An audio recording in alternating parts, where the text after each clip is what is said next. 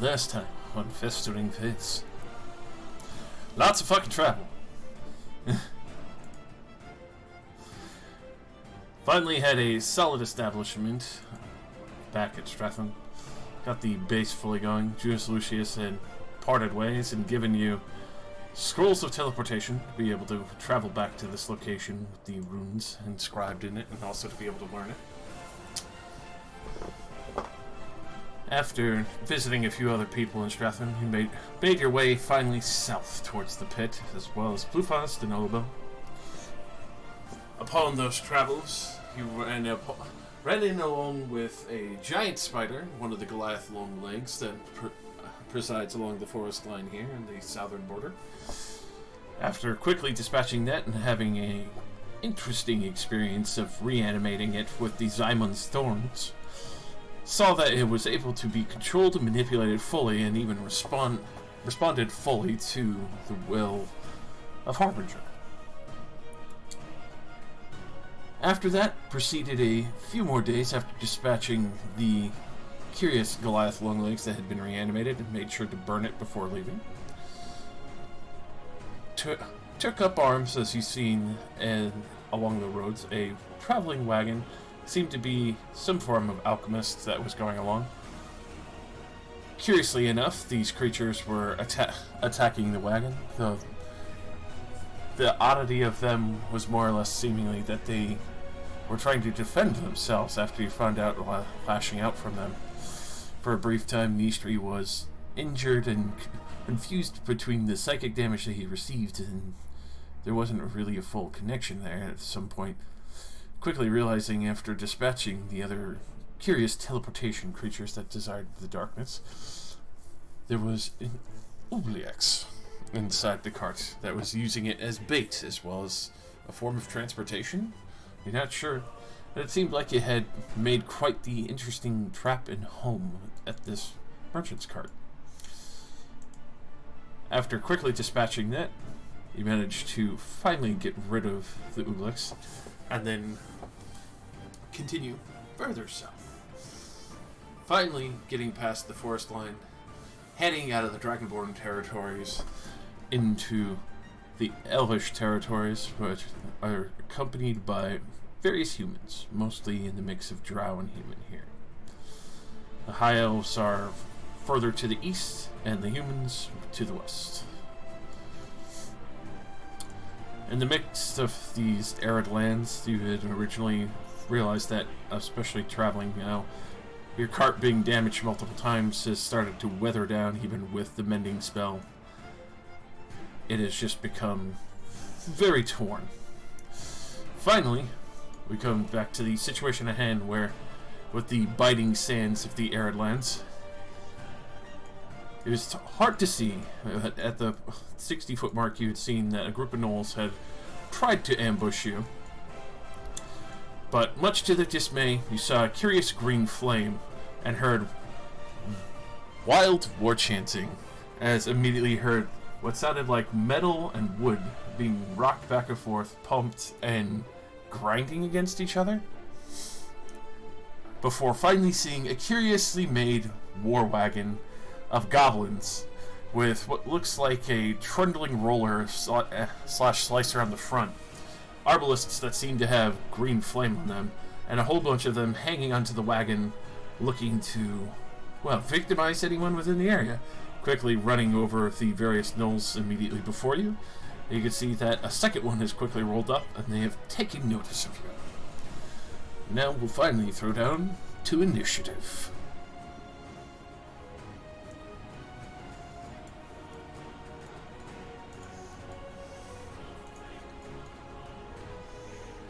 I've got a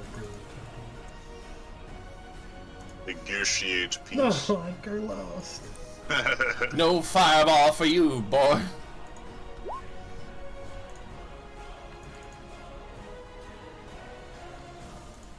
Yeah. Fireball, too bad. And I'm Bozo. No, these objects are huge or smaller, you see. A good start to the session. I like the way you think.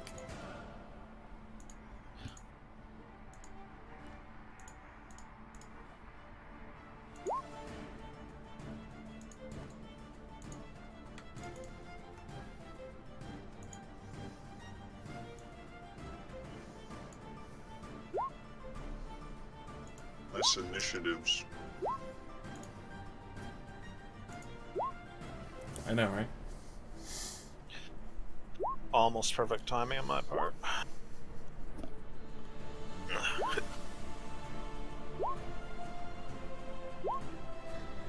Wah, wah.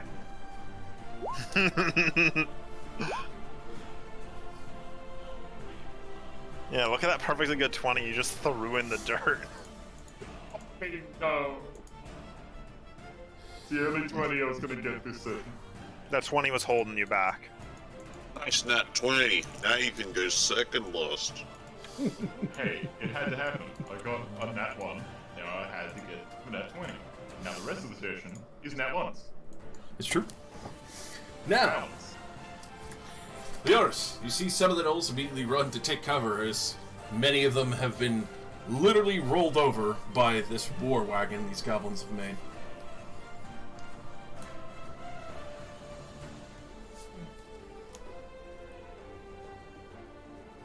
Bonus action. Dallas try buff. Just kind of look over. Are we just going to go around this, or? They look pretty fast. I mean, they seem a bit preoccupied. Not for long. Half the gnolls died in an instant. That one's definitely seen us.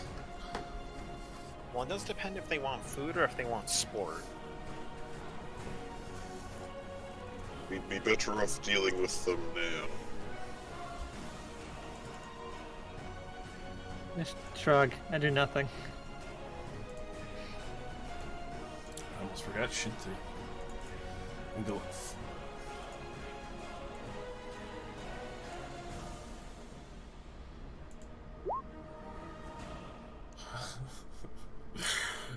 God damn. Chintry's just a drow mage.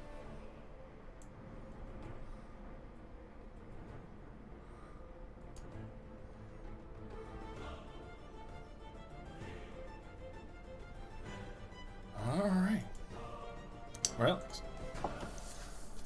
You're at the wheel.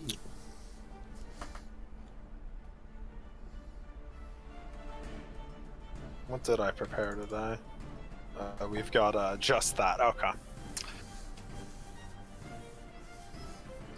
I feel like you have the same. You could do the same thing as me, but way better. What, with the black hole? Do you have the turn gravity upside down spell? That's like a 7th level spell. Okay, I thought I seen you use Oh it. no. I like the way that No. you did say that though. It's like, who are you? I'm you, but better. The only what you're probably referring to is when I put the black hole above somebody to pull them into the air to try to make them take fall damage. It was a cheap way for me to try to get some extra damage out of them. Mega cheese.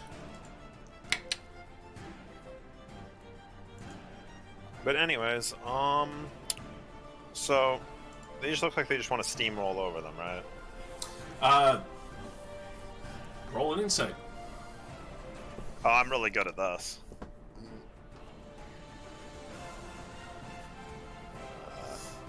Yes. Yeah, definitely want to just roll over these guys specifically. Don't wanna worry about the horse meat or anything. Yeah, horses aren't well known for being nourishing anyway. So anyways, I'm gonna turn us just left because there's a little bit more gap in the rocks, and we start going that way. Alright. Obviously, you know, Nistri has to move, otherwise we're just gonna crash into him. But I'm beginning the turn left. My left would be, I it'd be can't our believe right. that's how Nistri died. Road killed by us. What the fuck? So we fought some Sunday goblins driver. in cars and you got ran over. Oh, by the goblins? No. turning that way. The blurred vision.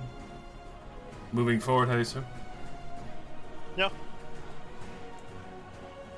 Oh, as my main action, I'll put accelerate on the horses. They now move at double speed and can bonus action dash. They're now very fast horses. Oh, that horse crashes into the rock, we die. It's just like in Red Dead. I'm gonna hit the rock and we're all gonna go catapulting out of the way. Wagon Slingshot. explodes in a fireball.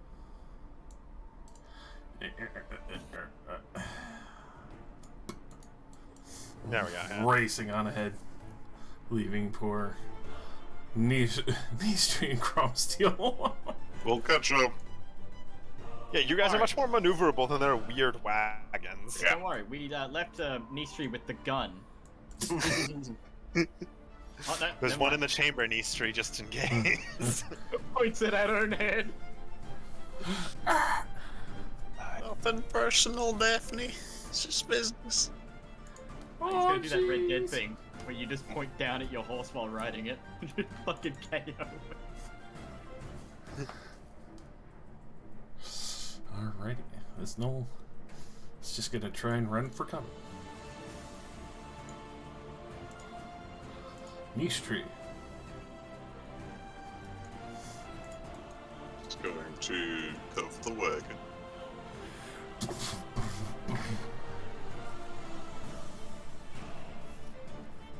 And so am I.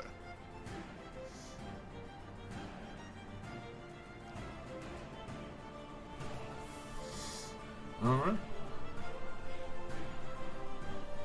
That will be all. Yeah. Alright. These gnolls duck and cover. Don't you feel bad for the gnolls though? You should help them. Yeah, help euthanize them. I don't think a single person ever feels bad for gnolls. Pump wagon! So, Dang it. let's see. This bitch is starting up. You see what looks like 4 goblins jumping up and down on what looks like the arching pump you would usually see on pedals or such. Looks like they had slapdashed them together. Damn it! I always do this to myself. Thank you. At least it has the audio. It's true. That's all you need. It was a cinematic intro. So You're let's see. setting this. For the horses, dash on the double speed you said for the main move there? For accelerate? Yeah, so basically their movement speed is, it's like haste but without the extra action attack. Their movement speed is doubled, and then as a bonus action on their turn they can dash. So they can dash twice. Yes. Alright, so they're miles ahead. Not for long. Oh, this thing is that fast? So it's the goblins double time it for their move on this thing. Pump it up to 80. First passing move is gonna try and roll over Nistri. I need Fitz Oh, no. to make a dexterity saving throw. Hey, Luke, not your second character. Oh no! Oh, it will be such a shame. Oh,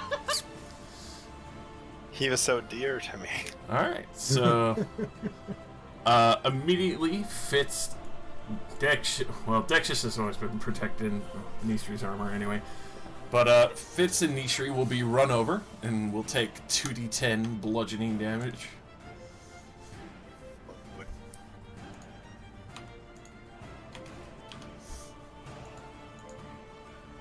And they're immediately prone.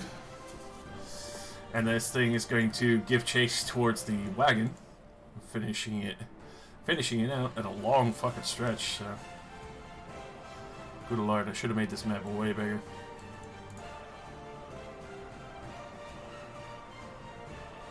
Didn't expect me to activate the accelerated horses, did you? I did. So they're gonna fire the green flame arbalist at you. No! They're not killing horses. I was trying to avoid that exact thing. No. That's why they have green flame arbalists. Why don't they just eat the gnolls? They're right there. Come on. Horse meat. Horse meat. No. So, let's see. Where is it? If we promise them they can eat fit. So, thankfully, you're not in melee, so they won't be able to get all the attacks off. But they will do harpoon gun first. And since they're firing at the back, I'll roll D3 to see which of the drow they try and slam. yoink. Which of the drow? Which of the 4 drow back here? Galeth. Drow rich environment. I go away! Oh, what the fuck? Yeah, that's like 20 health, right? Oh. We've slowly lost all the expendable drow. I mean, the other ones, like, stayed in Stratham. These ones are gonna die. Red shirts. That's 12 piercing, and he's 1 health. Yep. Immediately which, you see that there is a rope attached to this first harpoon, and they both just jump up and down, start cranking it back. Gleth is gonna make a strength saving throw, and hopefully hold on. Fresh meat!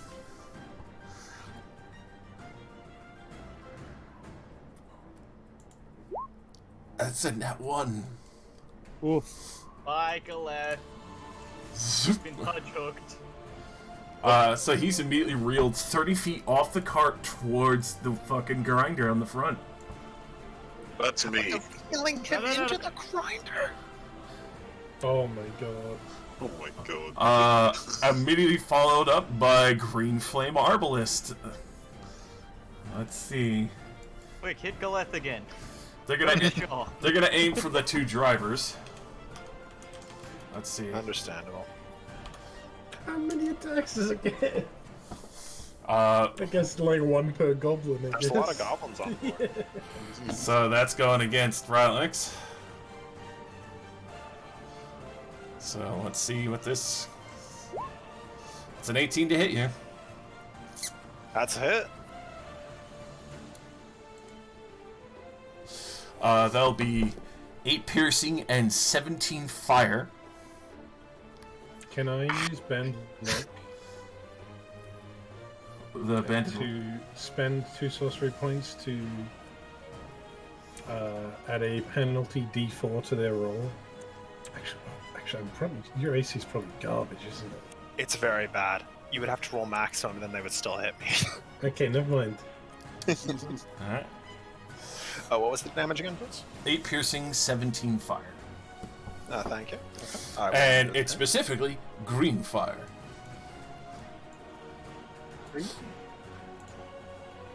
With that, it does explode out as it slams through you. It also sets the front of the wagon on fire.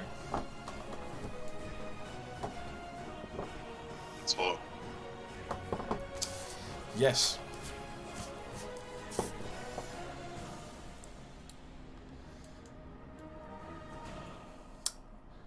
God damn. Since my head's superfluous, you can blow my head off. Health is an acceptable loss, right?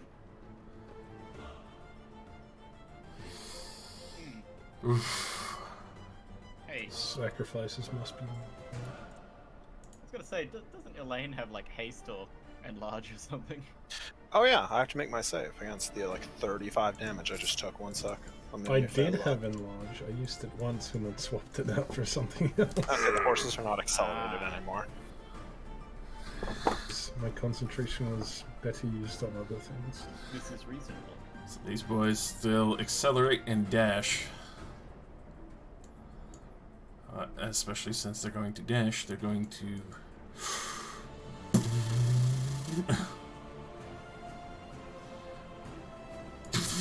towards you. Do you want to make the map bigger so it's I'm about to. more accurate? Yeah. To stretch the knolls are very thoroughly left behind here. Yeah, we don't care about them. We're coming back for them. Alright. So let me double this. Dude, Yeah, dude. XP! XP, XP, XP. You know how close we are to leveling?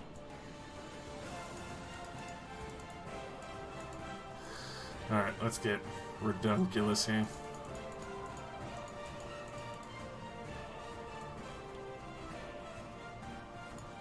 You know, Shintri's probably worth a lot of XP. We could kill her and then revivify multiple times and farm her for XP. Dude, I think nice. she has to fight back for 2 worth of XP.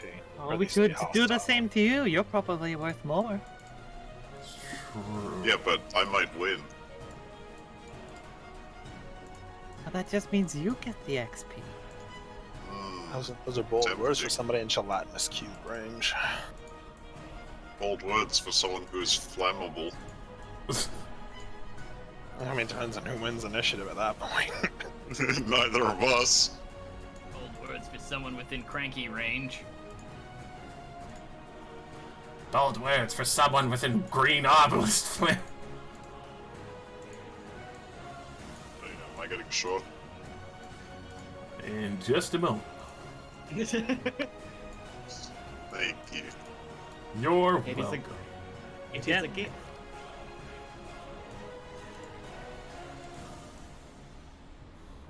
Not every day you get damage for free.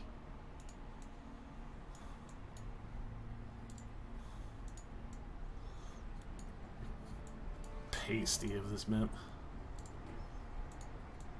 Just fill it in. There.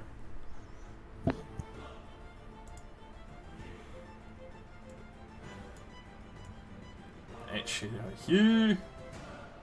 These guys are effectively null and void.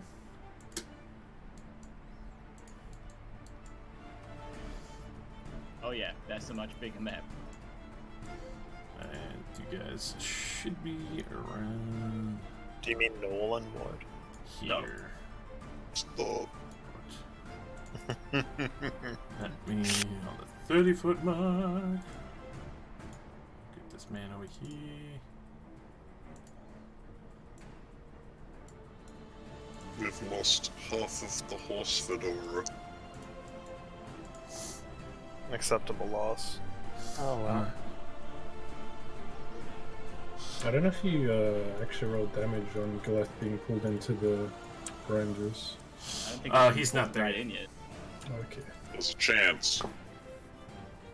I don't know how we'll stop that, but we can try. Or if you just break the rope, then he'll stop being pulled into the grinders and just get run over instead. Yep. Dead. Alright. And then harpoon gun at Crossio. Definitely not. Is it off your armor? See them immediately reeling it back in.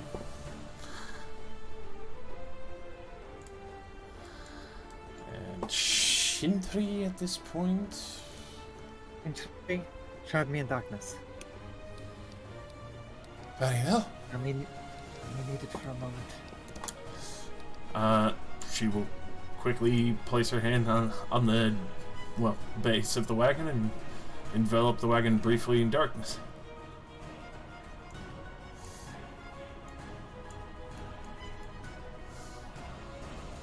And that will be her.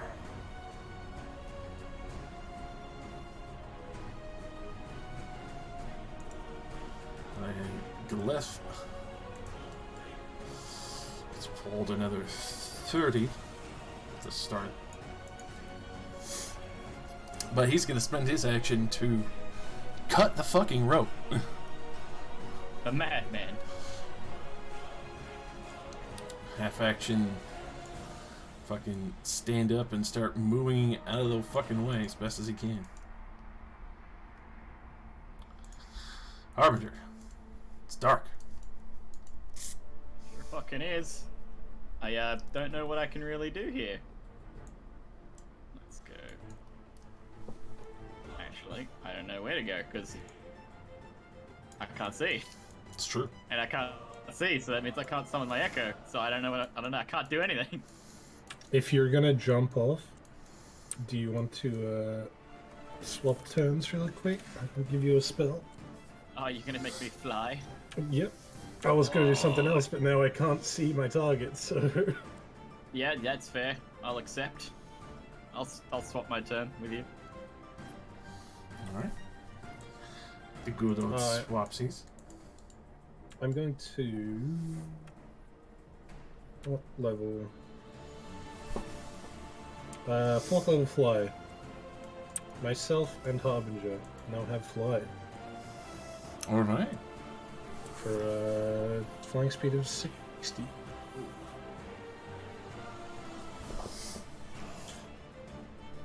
Taking And- flight. Because now I can't see shit, I'm just gonna fly 60 feet straight up in the air. Alright.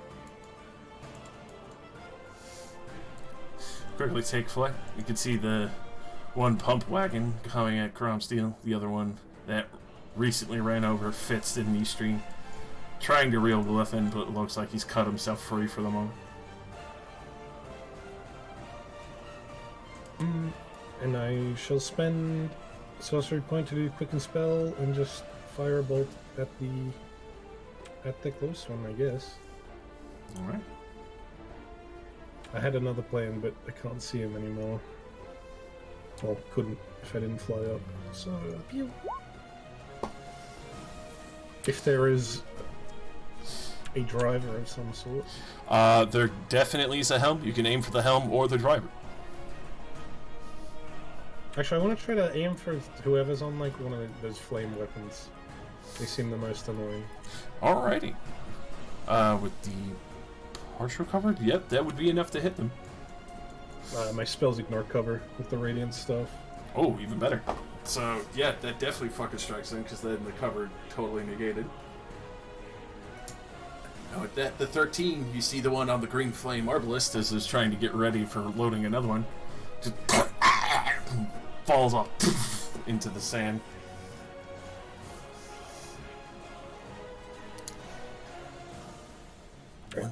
One less crew. Alright. Harvey. Ah, where do I go? Nobody knows. I head this way until I'm out of the darkness. I head right. How far do I get before I'm out of the darkness? I believe it would be 15 for the spread of darkness. Let me double check.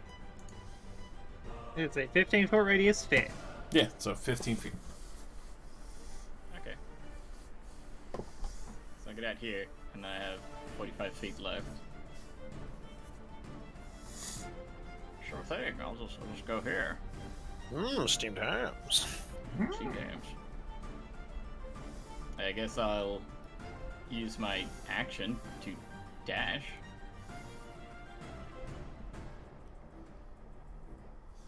Yeah.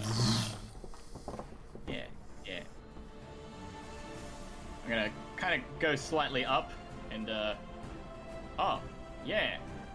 You know what? I could get up. I get right on top of it. I land on it. Alrighty, with that, easy enough. You see what looks like 5 goblins quickly picking up harpoons and getting ready to stab you.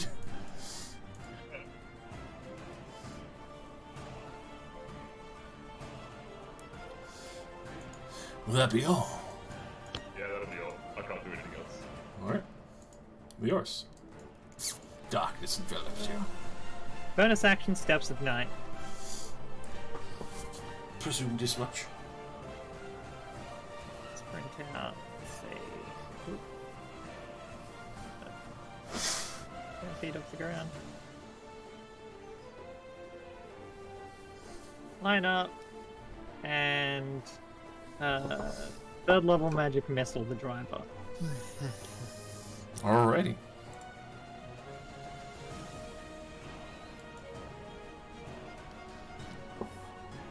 Oh god, yeah, that drops him. Fucking thuds into him, snaps off one of the wheel pegs, and just bounces and gets caught a little in the mechanism. You just see him get crushed up a little.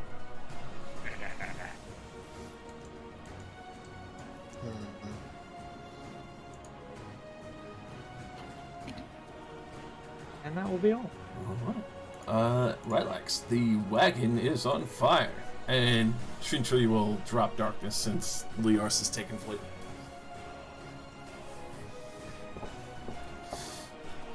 If you do remain in that seat, you will take fire damage unless it's put out.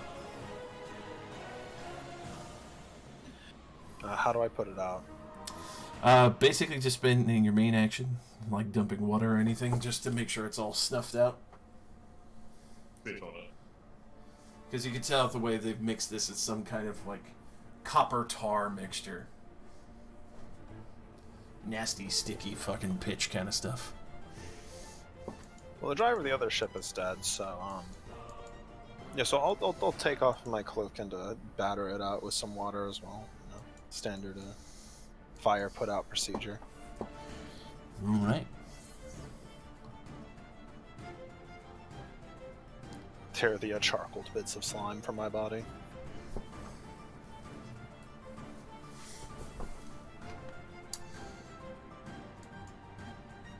Along with that, as you are putting that up, let's move the lane for a moment. The horses are still freaked out, so they're going to continue dashing. And you could feel the wagon basically rumbling and shaking. Not accelerated anymore. Go. Well, I guess, yeah, that would be a dash. Never mind. You did it right. Yep. So they're freaked out. They saw the fire. They're all panicked and trying to. Can they go full speed, pulling a cart? For that, be deaf. 2 war horses, empty cart, no passengers anymore. Right. Harbinger was the heaviest thing in there, and now without him, they fucking have nothing holding them on the weight side. Don't worry, I have a backup plan. Alright. Mystery. Prone. Along with Fitz. They both spend half movement to get back up. Mystery uses the other half to get on Fitz.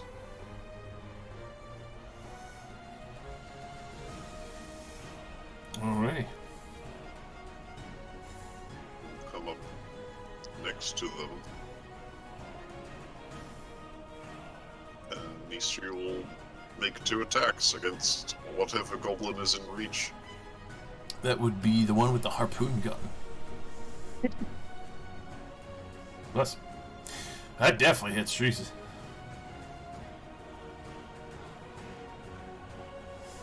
Alright, so Mystery just rides up, crushing part of the harpoon gun and the goblin's chair along with him. You can see that there's not too many goblins left on this pump wagon. Alright, can he get one more? It would be a disadvantage just because it's a bit of a reach and he's a little tucked back. He'll throw a hand axe then. Alright. I'll be at normal. Oh, That's it. One of the goblins on the pump rail just drops down. So there's only 3 on the pump and now the 5 on the roof with Harvey. okay, and then he will keep going to try to catch up. Alright. Then it's my turn. Over to you, Cromsty. You have a fresh I pump wagon. point my arm back at them, and I extend her the wand. Oh no. Could it be over in one fluid mush? I hope it's a fireball. It's a fireball.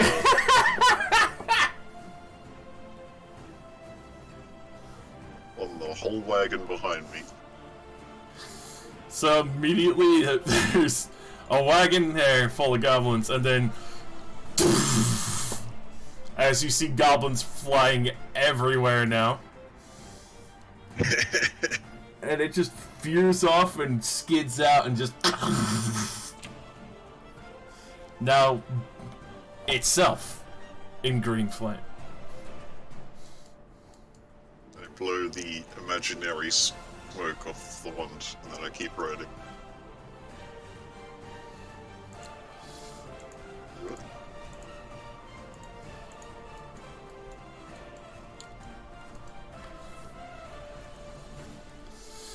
Alrighty.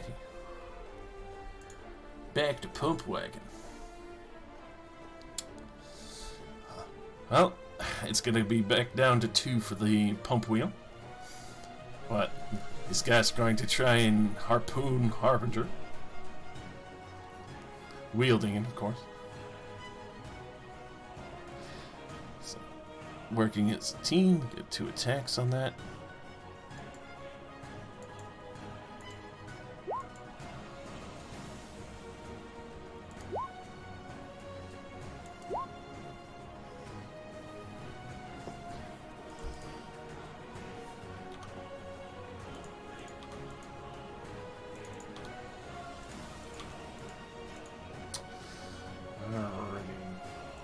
Well, with for the 2 of them, 25 and a 21 to hit you, Harvey. So especially with them teamwork stabbing at you. Thankfully, these are not green flames. But you will take this total and piercing.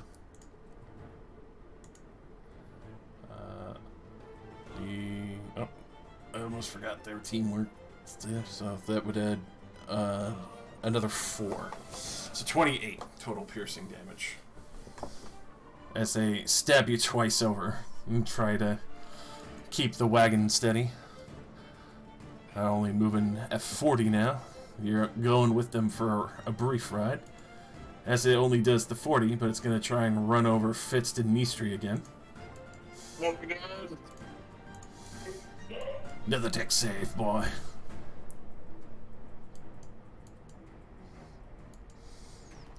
Proned and run over once more. Fitz does get the Paladin Aura. Is 11 enough? It would be 15. Oh, yeah, no, didn't think so. Another 14 bludgeoning damage to Fitz and Nistri. And also prone. Yeah.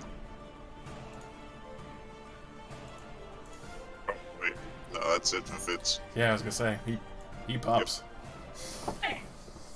It's my chair! My cat's on my chair. How did he get on it? Weren't you sitting on it? I stood up for a minute to clear some stuff off, and I went to sit down, and I'm like, oh shit. You have made a mistake. Okay. Shintri will just try and aid you, Rox, and hopefully get the horses back under control. Galeth is just fucking thankful, so he's gonna pull out a hand crossbow and try to take a shot from downtown. That will definitely miss, unfortunately. Just as a crossbow bolt connects at this side of the panel. Elaine.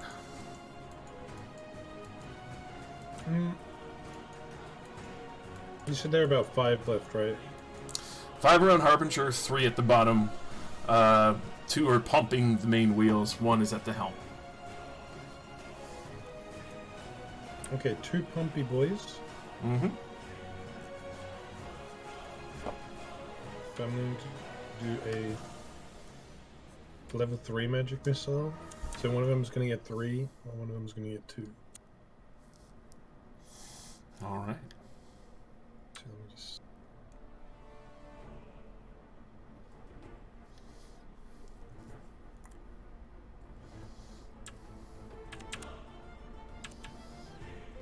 Oh my Wait. god. No, sorry, they're +1, not +4. I don't know why I read +4. I was gonna say, How did you get that? So what happened? I just got back. still, that's more than enough, even at ones, to fucking kill both of those goblins. So, the helm was now swerving free again, and then there's only one pump goblin. The other 5 are up top. You can see they're now panicked, and they're trying to shuffle around here.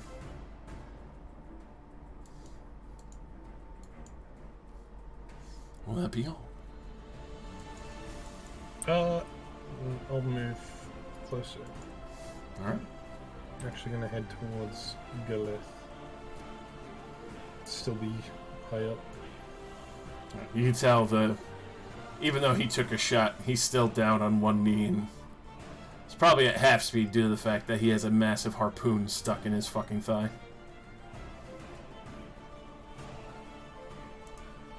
Harbinger. There is a form of steering mechanism on this, correct? Yes. Since you touch down, you'd be on the roof, you could shuffle down and start breaking up the helm. I'd very much like to do that. The helm itself does look like it's the most sturdy part of this, but could still break it. Well, I'm gonna do something funnier, actually. Mm. I'm going to very quickly just fly off, land here, and as I land, just both fists straight through into the ground and Oh god. entangle the whole thing. Alright, so that's 19 damage to every part of the pump wagon. Rounding it. And even on half damage with that. Let's see. Yeah, no, the goblins are not going to be able to survive that.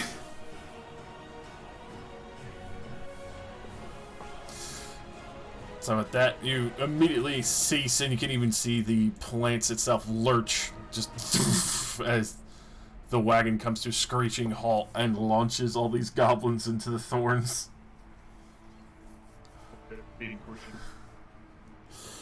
And that is the pump wagon itself. Let me roll. Let's see.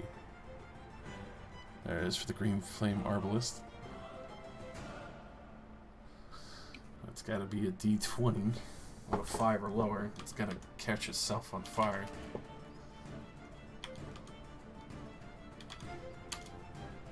Alright, it did not burst into flame. Here is that we have the opportunity to Mad Max our car. Yeah. And that would be combat. I need to do combat with these horses really quick to get them to stop, though. This is true. Go ahead and roll me here. Animal handling with advantage, because Shintri is trying to assist you. Why do they always leave this to me? You can do it! Ah! Alright, that's enough to where you can finally get them to slow down. Especially now that the cart's down on fire.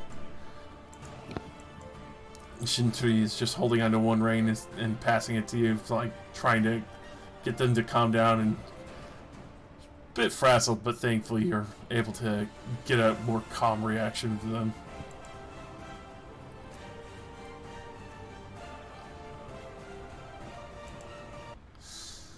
I clearly know these horses well. It's true. I run over to Gallop and kill it. While I'm up in the air, can I look around for those gnolls? See if they scattered. Or roll me a perception at disadvantage, just because the sands make it hard to spot them.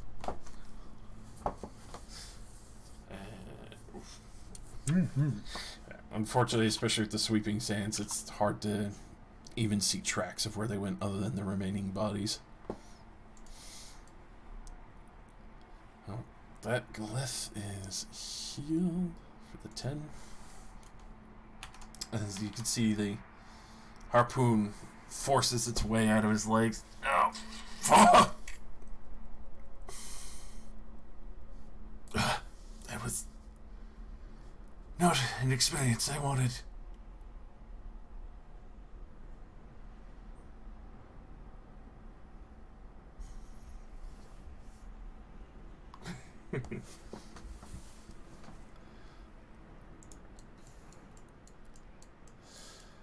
Oh, thank you.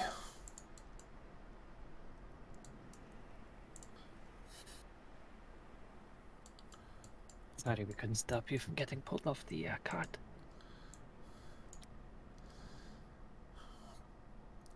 Definitely going to assume that that wasn't a expected thing to be happening.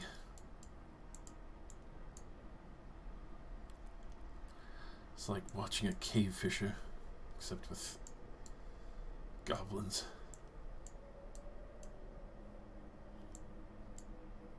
I think the cave fisher would have been preferable. I agree.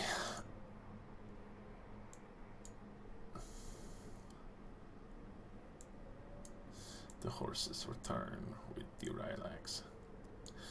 Slightly crispier cart. And crispy Rylox, you know? That is true.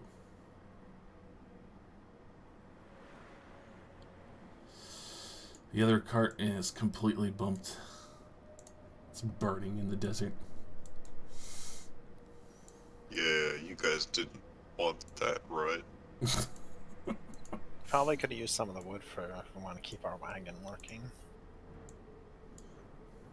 Oh well. But the one with the Make thorn. do till we get to the other side.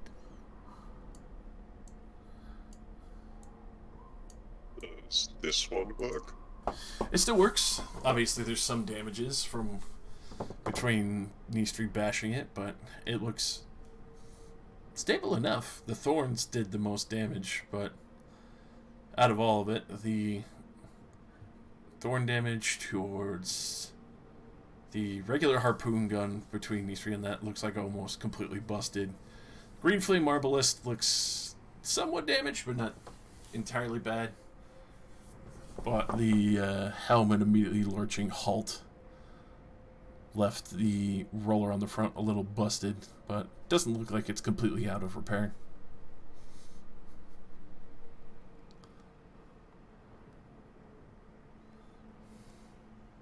Alright, shall we fix this one? Or strip it to fix the wagon?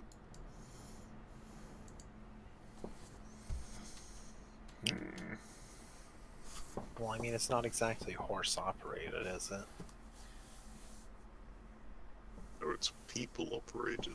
It appear that these, like, goblin wagons were faster.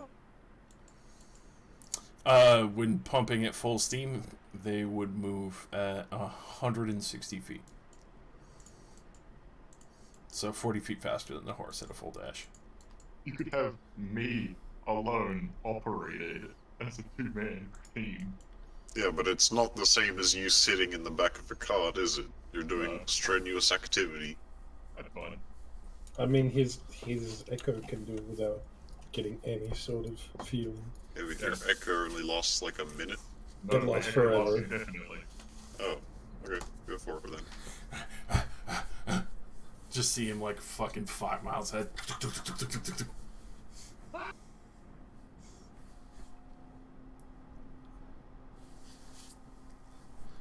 Give me 2 seconds while you finish deciding on how you want to take that. I'll be right back. My fucking echo be like, yo, where are we at? Obviously 3, but it's still pretty good, 16.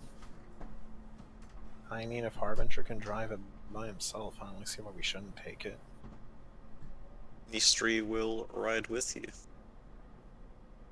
I get the NPC. I'll come. I'll steer. One of the harpoons is still working, right? The green flame cannon was working. The harpoon was busted. Okay. Extras can man the harpoon. Oh, I meant an East Street can. Oh, Oh, I'm still sideways. Oh, sick. Everybody goes sideways. the horses are glad to be rid of like 600 pounds. Yeah. Horses are just like, wow. All of a sudden, we really just glide over the sand.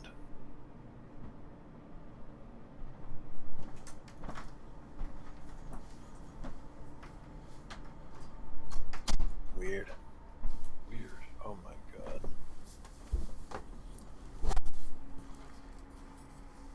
It's alright. So who's We're good? keeping it. I could see that. Whew. Harvey's pumping and I'll steer. That's true, you do have land vehicle proficiency now. Mm. I've got Still great take a bit to athletics get to used keep to the it. pumping going. Everybody knows that directing horses is interchangeable with steering a barrel. That's true, but women can't drive. Yeah, it's a fantasy game. It doesn't matter.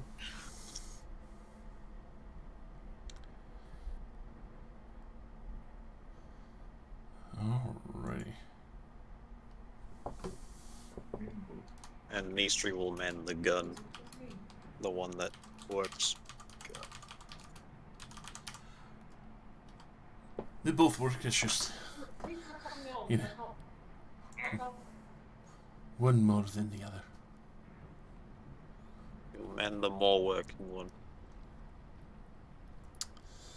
And since you're going to be driving it anyway.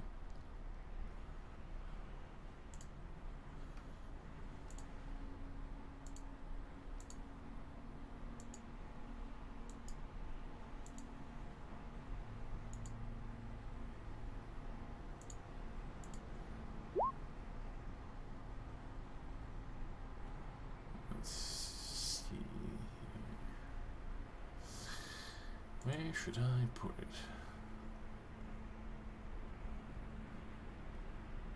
Holy shit, that's a healthy boy.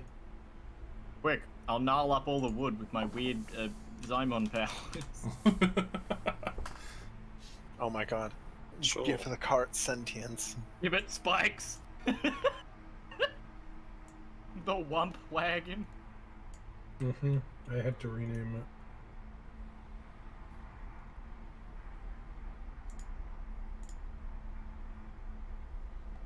Wump pump. Womp wagon. The One Pump Wonder.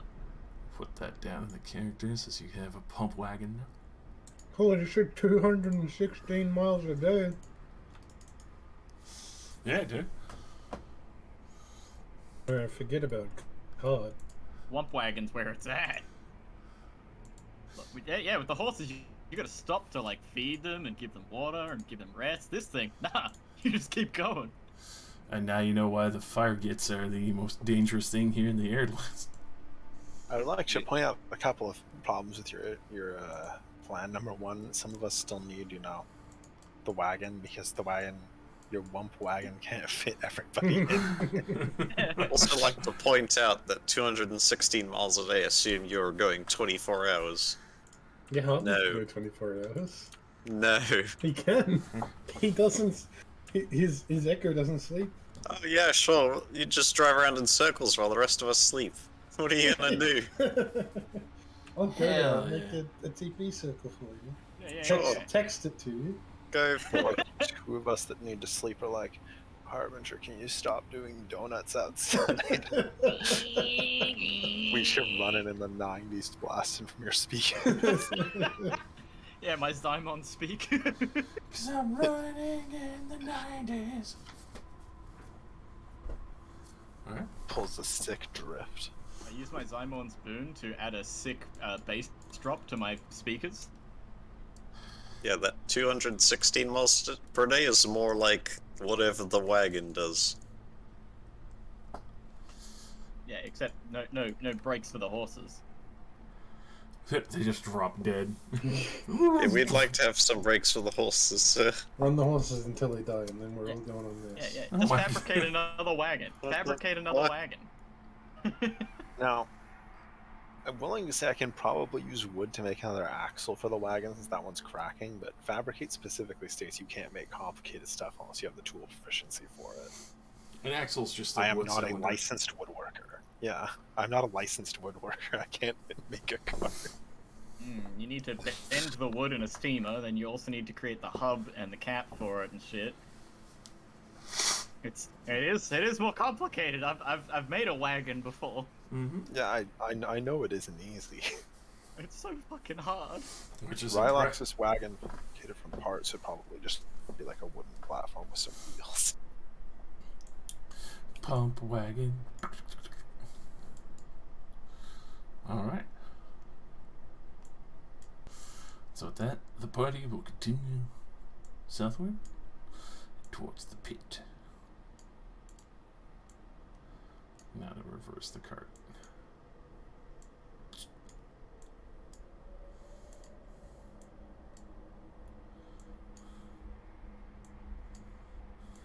Every time I pump this thing, do I need to use an athletics or something? With that, only if you're pumping it to full speed. Let's test this bad boy out. Alright, go ahead and make me an athletics check just to get that bitch roll. Keep Okay. it at a decent pace until I'm used to it, otherwise we'll crash into a rock. Yeah, don't worry, I kept it at a decent pace by rolling a 3. Good job. It's a slow start. It's a slow start. But it's starting to pick Really, up soon. Oris. What do you think the chances are they crash that thing? The day I roll 100. like a natural 20, we will just go into orbit. 33. Not 20 athletics, not 1 steering. You successfully make a tunnel instead.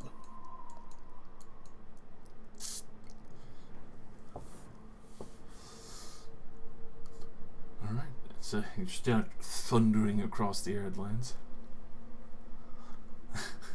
Horses trying to keep up as you guys start picking up speed in the pump wagon. You can tell that this thing is, though shoddy, has at least enough sense of kinetic energy where the pumping gets easier over time as the more speed it picks up. And especially with the fact that you guys have Harbinger pumping away at it, and he doesn't have to worry too much about exhaustion because he doesn't breathe. Eventually start picking up to the 80-foot speed, and you can see that even the horses occasionally have to dash even just to try and keep up. With a little bit of experimentation, you can find that even pace where you can keep steady with each other without getting too far ahead. You can see that even with a good variation of the rocks and other portions, a lot of the terrain does get crushed underneath the roller or spread out, or to brace as you start to feel it, as you feel yourself lurch or almost get tossed a few times here and there. That you very quickly realize that it's a good forewarning system when you feel something hit the roller to hold on tight.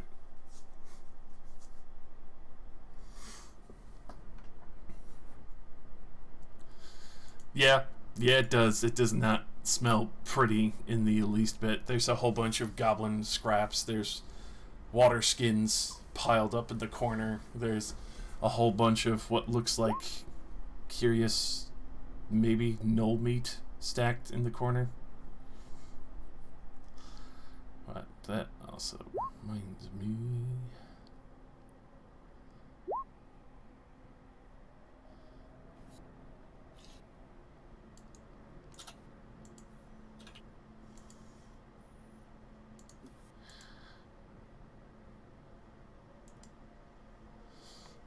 You do find that they have a stash of 1,000 copper coins. Lovely. Way. A Alright, copper. Nicholas with tourmaline set into it, worth 250 gold. As well as what looks like a vial of diamond dust. About 25 gold worth of diamond dust.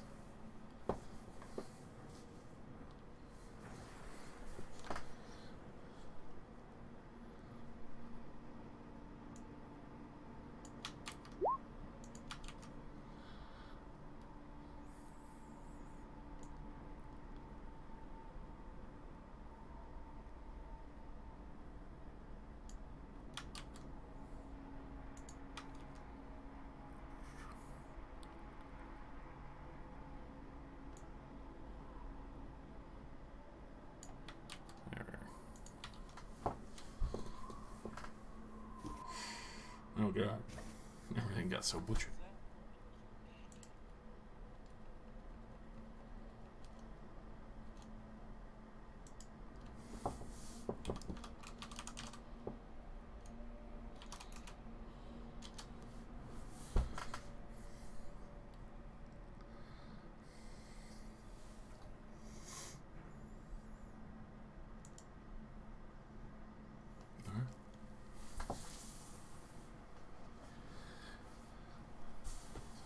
So, proceeding through the Airlands for the first night finally, you are able to settle down for the night. I assume Golder's Tower. Always. Alright, same for the horses.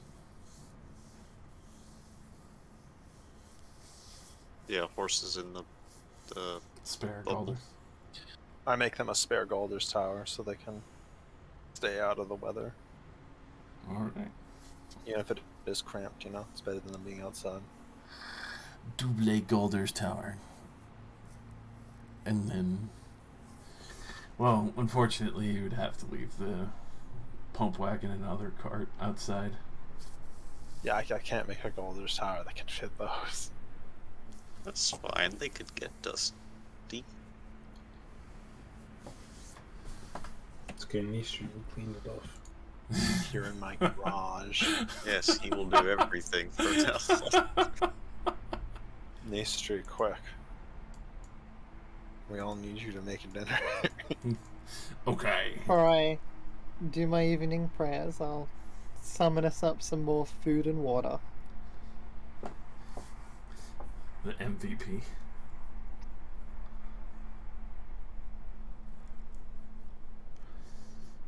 Not denied. Thanks, Mama Leoris. So, Leoris, is Eliastri making the food for us, or are you making the food for us?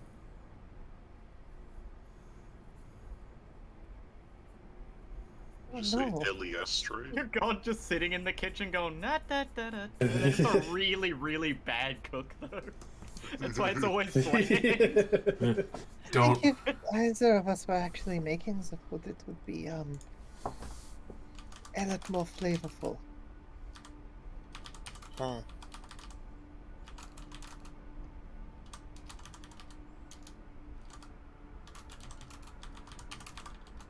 I think the appearance of food is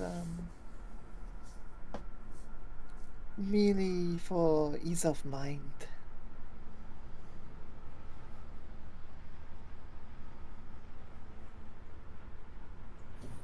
It's nothing but nutrients. Oh. Well, thanks regardless. You're more than welcome.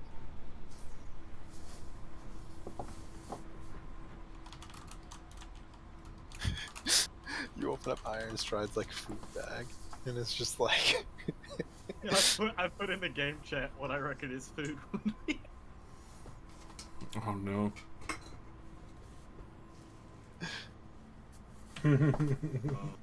Yes. Did somebody order a knuckle sandwich? It's majestic. Or he just serves you one of these. That's what food in the Iron Kingdom looks like. Oh my Nice fucking god. metal What is sandwich. that? It's a metal What? sandwich. A metal polymer sandwich. Has all the fiber you could ever need. It's Honey very time as strong well. structurally. Mm. All the iron and essential I-beams needed for a growing warforged. But trust me, you will love it when you go to the hot dog joint. The hot dogs are just mwah. You see this shit? My fucking god, dude. Spicy hot dog. Oh, it's best when served ripping hot from the forge. Fucking hell. Mine's not white hot, take it back. I want mine white hot. If it's not white hot, I'm not happy. I mean, for a little bit of variety, you can just have some fruit. Oh my god. Are we both just googling metal foods? Apparently. Just nuts and bolts. Nuts and bolts.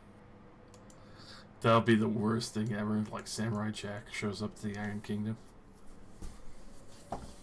Oh, they certainly are nuts and bolts. The real twist, though, is that if you actually decide to bite into the solid steel, it's soft and like really delicious. It's like- just themed food, but nobody will let you in on the joke before you bite it. Yeah, everyone has to sign an NDA. I'm not allowed to tell you. So who'd like to roll the d20 for today? Me. Me. Oh, Like, damn oh it. my boss. Fuck you, history.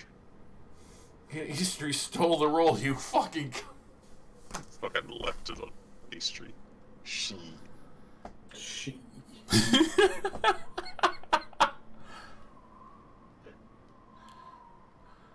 That's the pixie lunch. God damn. Yeah. Goblin wife for the life. I need a goblin wife. Before we bed down, I'd just like to send a message. Alright.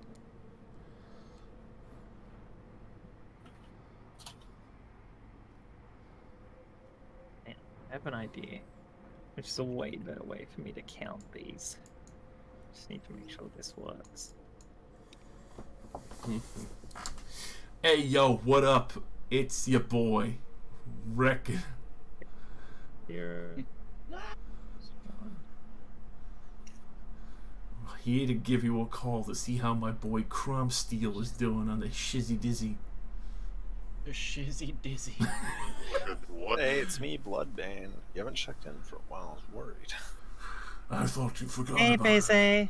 Oh no. I've been super busy, but like, it just occurred to me that the sword I took with me when I left is like... Shit. Okay, hang on. It's terrible. Stop. Focus for a second. Recover my spell slots. It's... Send another message. Oh my fucking... It's shit. What? What? What do you mean? Shit. Yeah. No, the shit was word 26. I ran out of words. Stop just went, oh, the spell stopped. I feel like that's what actually happened for a moment. It's like, wait, shit. No, that's 100% what happened. Oh my... Alright, so yeah, no, it's like, what do you mean? What? Are you alright? Shit. What? Another spell. Sorry, got a bit carried away. I silvered the sword. But like, after a night of meditation, I came to and it's a crescent now. I ran out of words again. A crescent, like the moon?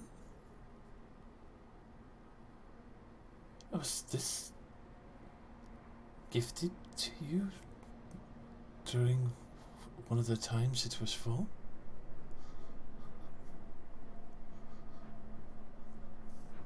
Yes, like it's the moon.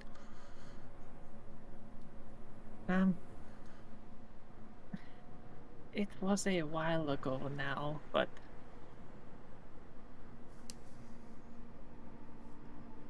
it was very handy at the time. Just wondering if you know. I'm out of words again. And now spells. My god. Good job. I would not let that sword out of your sight. It could be far more significant than what you might think. Though it troubles me if it is the blade I'm thinking of. My dear, the blade. Damn it.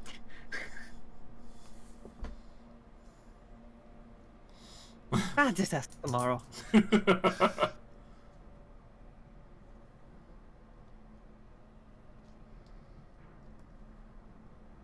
Sword puberty. Don't worry, Nistri went through mall puberty. And now the rest of you went through Simon puberty. You fucking heretic. Regrets.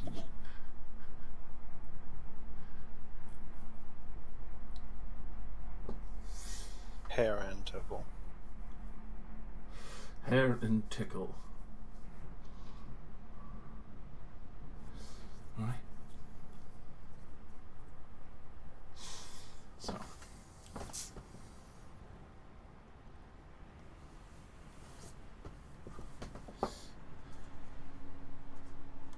As the night carries forward, the wind biting at the castle, the sand scraping at its base.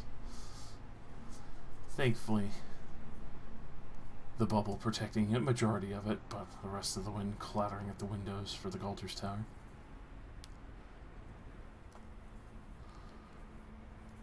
It's peaceful, but very eerie. The outside of the desert, outside the bubble, especially at this time of the night, is extraordinarily cold, especially here around the fact of that it is now the winter season.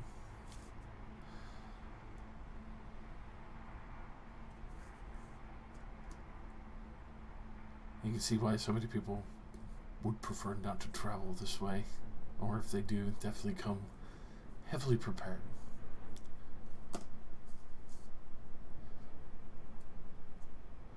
As for the gnolls and others, you're not entirely sure what might await you further into the Erdlands, if this is what greets you after one day's travel inland.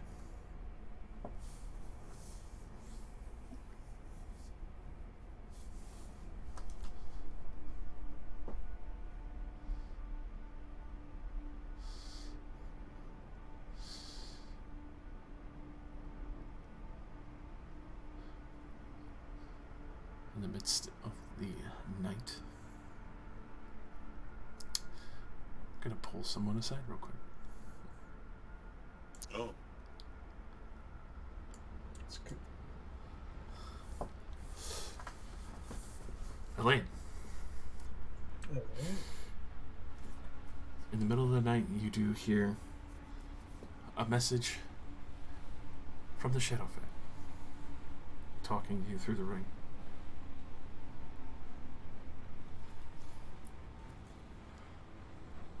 You are getting closer, though it may not be direct. You may need to seek higher ground to be able to find the king.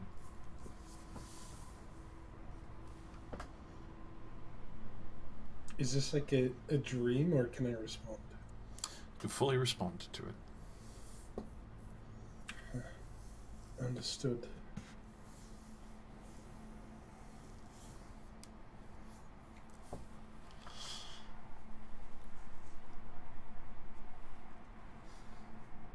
Do you know what's or who is in the pit?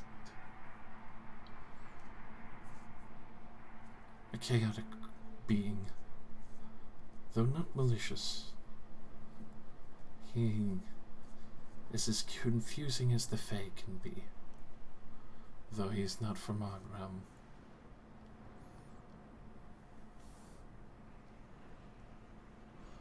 One would say he's more eccentric, though seeks to help in an odd way, as much as he can.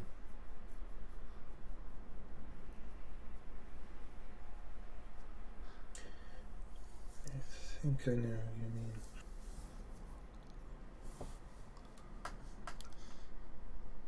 Receiving his help wouldn't be entirely errant.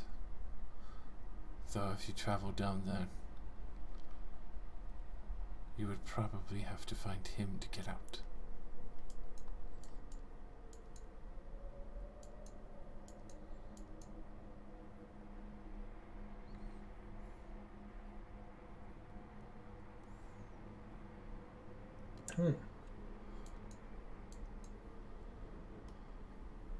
Alright. Well, I guess you should probably tell Nick that he sees me talking to myself.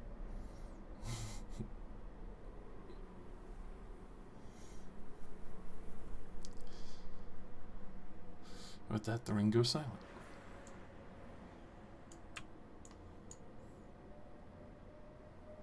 Who would have guessed? I honestly thought he was going to kidnap Crumpsteel. Huh? No, I've been a good boy. Bloodbane about to DM you. You up? Hey, yo, What do you wear? what kind of metal plates you wearing in that, boy? I'm wearing the type that has bloody, bloody peasants' clothes and a scythe. Oh, yeah. Bet you didn't see that coming, fuck boy. It's my favorite clothing. Somebody scried on you for like months, and they keep seeing it, and they finally see you in person. It's like, where's your bloody peasant's clothes and scythe? You've been wearing it for so long.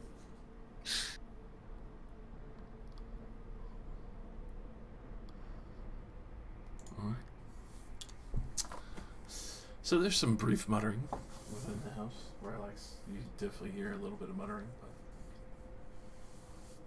My wisdom's low enough. I probably Yeah, are you don't sure care when I'm about that? asleep. Oh, I know, that's why I said muttering. You don't really pick up on what's going down, but just that's about it. I mean, I'm not trying to hide it. Alright. Do you hear Elaine having a full conversation then?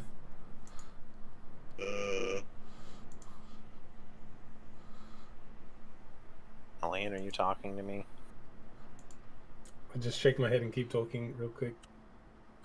Can't remember exactly what I said. Something along the lines of, I think I understand, and I'm pretty sure who I know who you're talking about. Are you just talking aloud to no one? Yes. Okay. And when you ask me if I'm talking to you, I'll just shake my head while still talking to myself.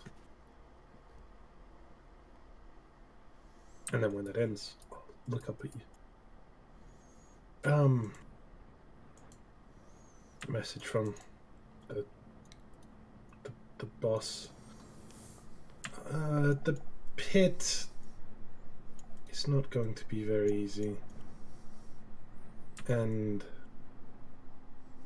I was told if we ever want to find our way out, we're going to need the help of whoever's trapped down there. So if we go in, we're definitely committing. Who are you talking to that knows this much about the pit? Remember that kind lady that restored Harbinger's brain? Yeah, the one that gave him the laurel. Yes, the one that said in exchange for that we would free the Shadowfey King from his vault? Is he in the pit? No, he is not in the pit. He Oh. is on the hill, next to the pit. Wait, isn't Missing that the anything bad that's one? interesting. She said the one in the pit is a little chaotic, but still probably an ally to us. I believe she was referring to... What was his name? The weird human one. Let me open up my notes. Let's see. We got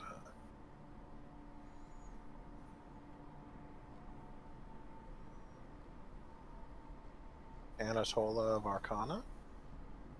No, the, where is it? It was a human... Just lost my notes. He was weird. Absurdness? I think it was him. I can't remember. Seemed what she was hinting at. But yes, that Shadowfey King, she said, you'll have to look higher up to find him, which sort of seemed a very straightforward way of saying it's on the plateau next to the pit. I also recall her saying we wouldn't be able to miss it. A giant plateau in the middle of the desert seems pretty obvious. Yeah. Well, I suppose it's good that they told you. Because I didn't really want anything to do with the plateau, honestly. That much climbing makes me quiver. I don't like going up.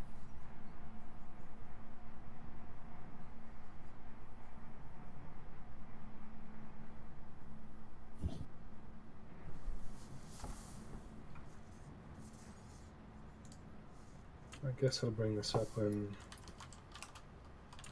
everyone's awake. Oops.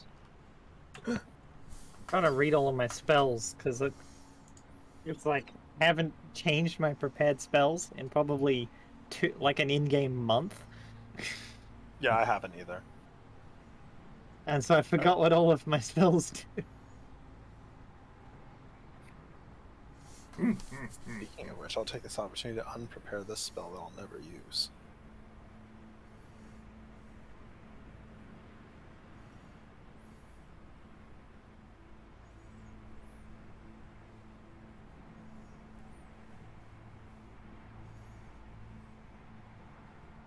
Mystery will prepare. Find Steve. As he cries that fist just popped again. Again. Like a watermelon.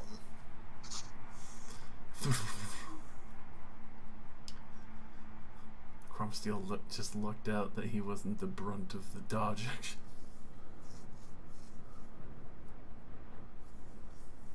He almost got steamrolled.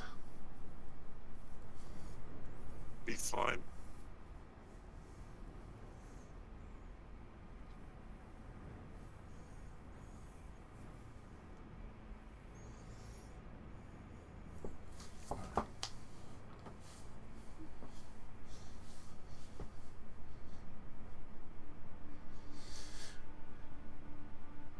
Rest of the night passes, though the winds kick up pretty violently for a time.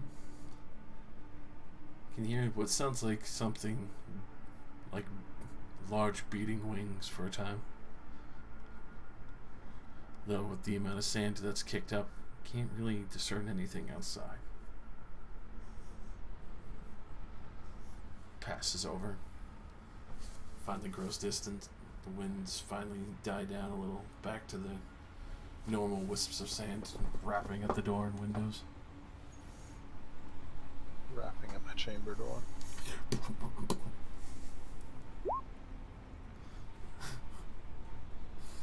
But come early morning, you see the sun rising over the dry, weathered lands of the salt flats here, See a few plants tumbling by. Other bushes that have still survived, but obviously have been beaten down by either the errant cold or the unforgiving heat.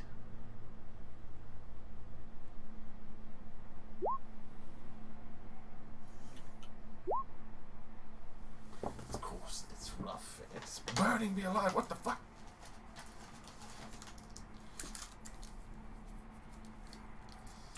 gather everyone up in the morning before we head out.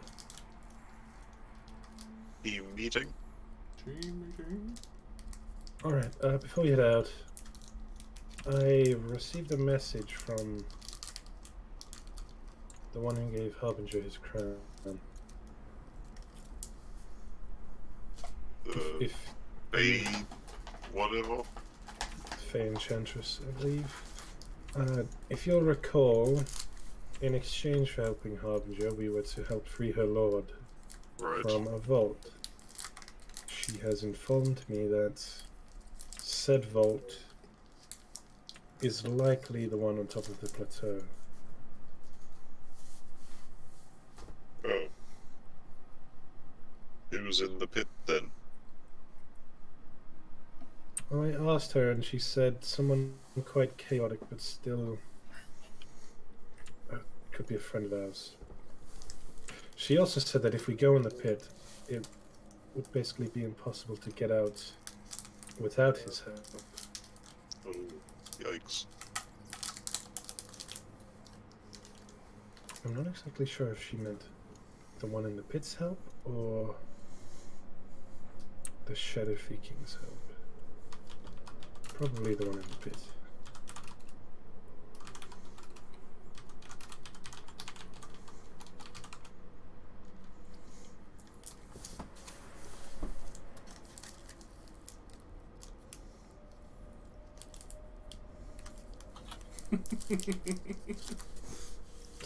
So... You want to do the pillar first then?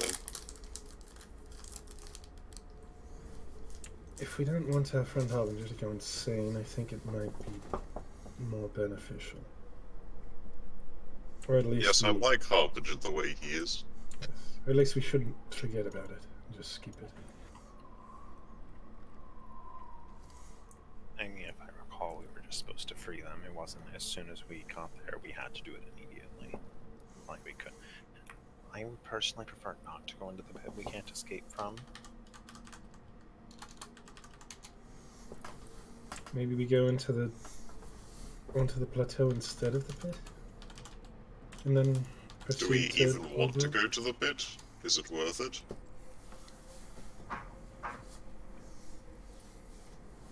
Well, the Shade Warrior did recommend that we start freeing some of his allies.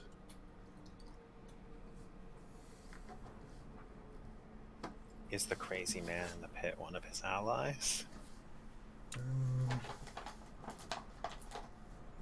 The Enchantress said that she would be an ally to us.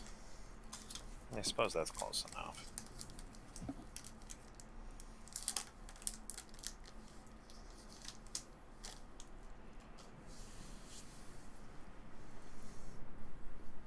I personally would like to find out what the Jade Warrior thinks.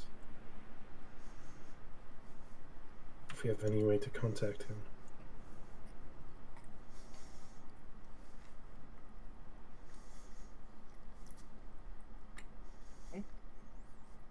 I'm reminded that I also have a message to send. So thank you for that. I'll be back soon.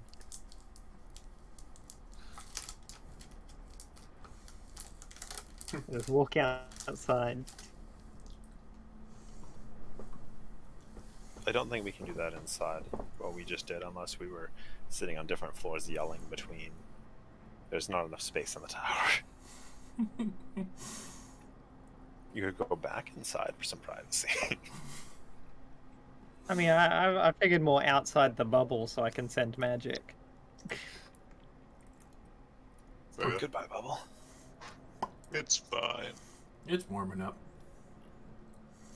Me again! Don't worry, I've not let it out of my sight.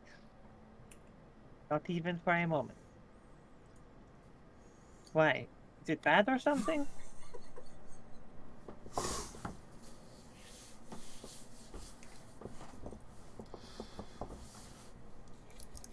If that is the sword that I think it is the one that was originally made to kill love.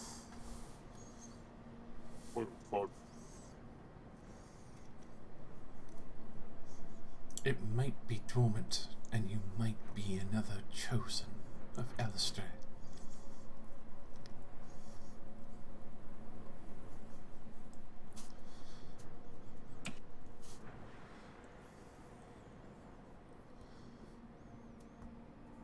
This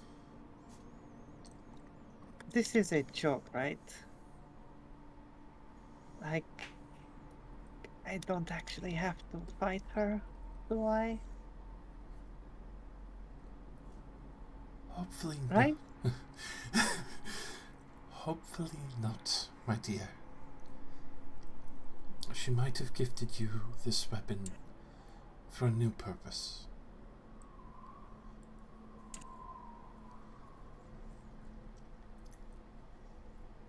I'm sure you will find it.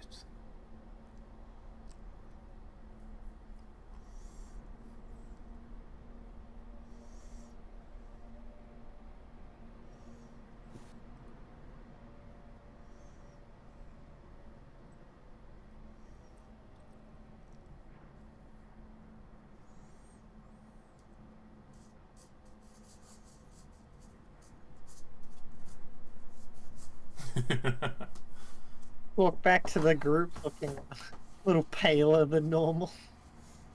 So,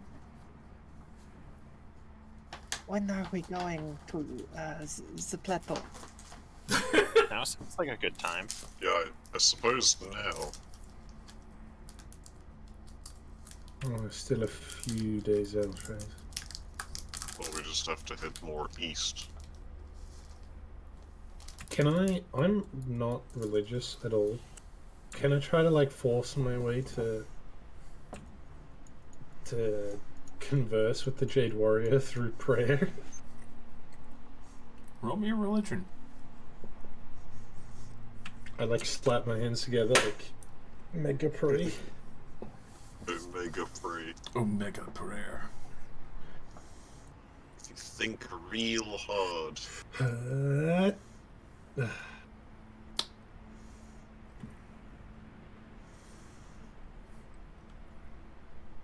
You think about it, truly focusing on it for a time. You feel a twinge there, but you're not sure if it's that you're focusing too hard or if one of your prayers as you plead to at least have an audience with him might have gone through.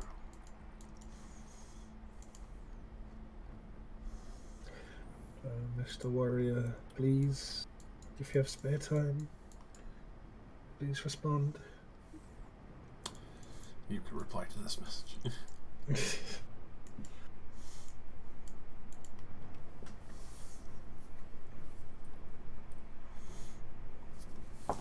We don't replace guys, we just kill them all.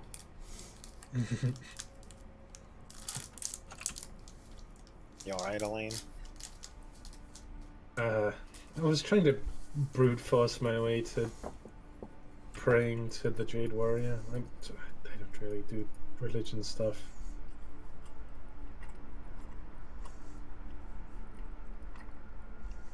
Well, yeah, I don't know. You weren't really supplicating yourself there. Suppla what? Oh, like, submitting to a higher power. That's what you have to. I can give it a try if you want. Do you seem more well versed? What do you want to tell him? I don't know, to ask his opinion on the ones we plan to free, or if we should free them at all. I think it was absurdness. You know what? That sounds like a fine idea. I'll ask the Iron Father as well while you do that. Hell Okay, so you want to ask about the absurdness specifically? I think that was who the Shadowfae Enchantress was hinting at being in the pit. You could ask him if he knows who is in the pit. You Considering he was one of the last to be sealed, I believe. Hey, you know what? I'll ask Zymon who's in the pit. Use your back. Open it up. Open it up. Open it up. Open it Love up. how now Josh has to come up with 3 similar answers. Josh sitting there sweating, just Meanwhile, in the back, yes.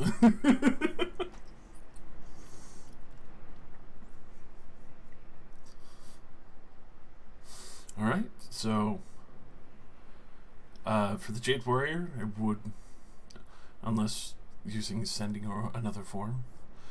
No, yeah, I was literally just gonna cast sending because we've met the guy.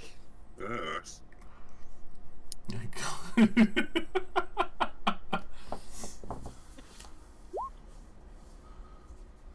Alright, we'll start with Leoris's message. It's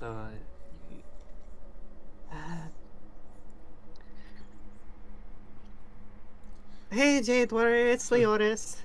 Who is in the pit? And should we release them? Apparently it might be like absurdness or something. That's a weird name.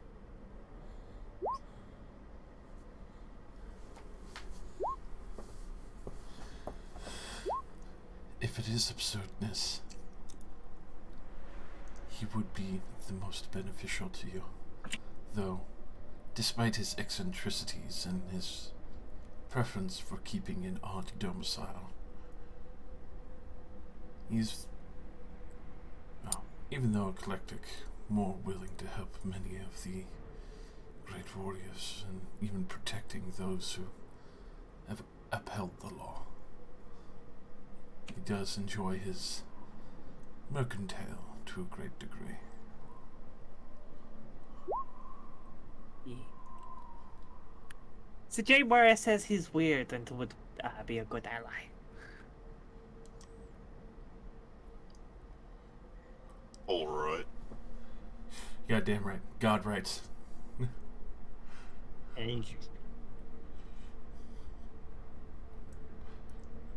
God privilege. That's right.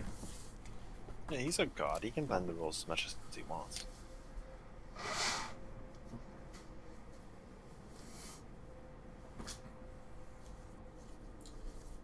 That and most of those statements never go beyond 25. Alright. My turn?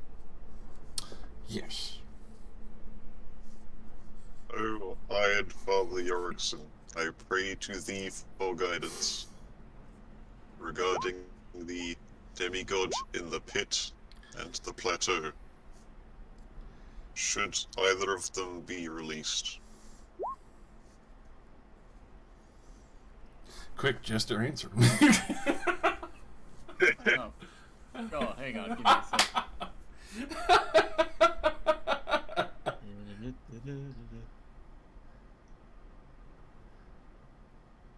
Yo, who the fuck is that? Who is that? I have no idea who the fuck that is. Where you at? What the fuck? Get home. I'm in Let me back before Stradalis. night. The street lights are on. What are you doing out? What? No, Dad, I'm supposed to be here. That's it. I'm coming I'm on a down quest. No, Dad. No, not the belt.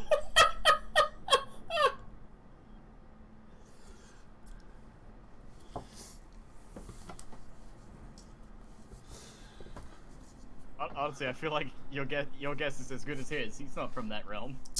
Unfortunately, true. Fairly accurate. I don't know about the belt part, but we'll figure that out. What are you doing out past dark? Well, you see, it's daytime in a different part of the world. You see, I'm questing. No, you get your ass home.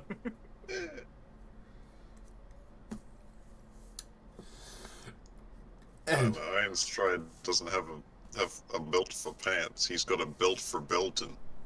it's true. The Iron Belt.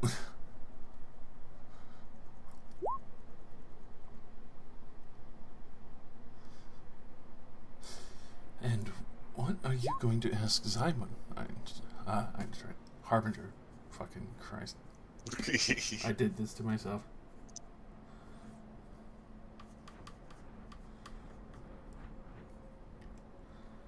I require your knowledge of those in the pit.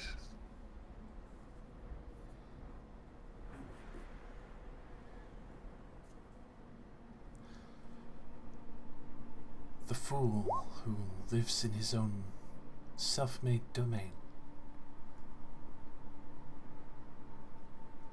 He's insane. What my brother sees in him, I am not sure. Though I know others have taken advantage of him in the past. I feel his own greed has led him to be foolish with his own powers.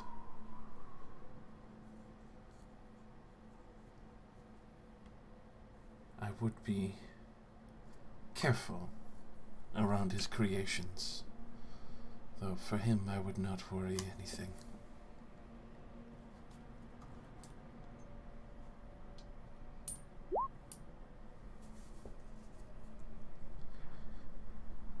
Thank you for your guidance.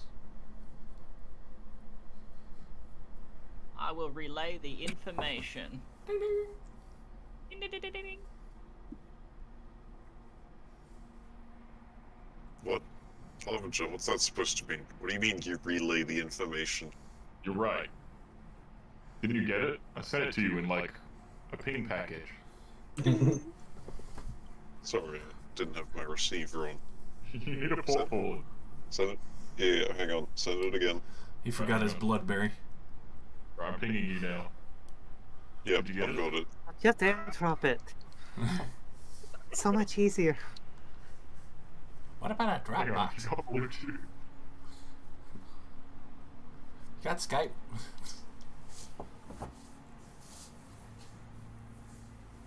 What the fuck? Skype? Are you kidding me? So that's the noise you keep making.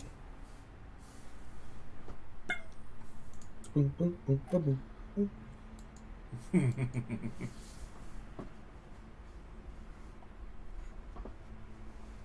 Hello. Whenever it closes out. Welcome back.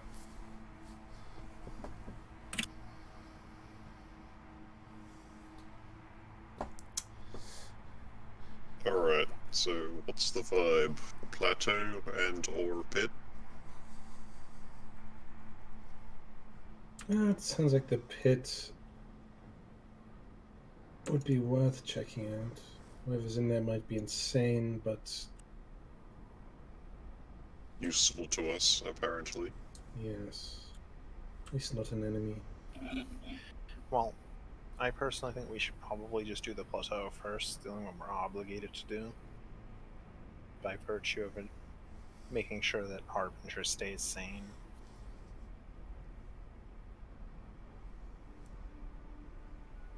Sounds good. Pit second. Sounds Yeah. reasonable. We'll just look at Rylex. Do you have any idea how to shut off portals?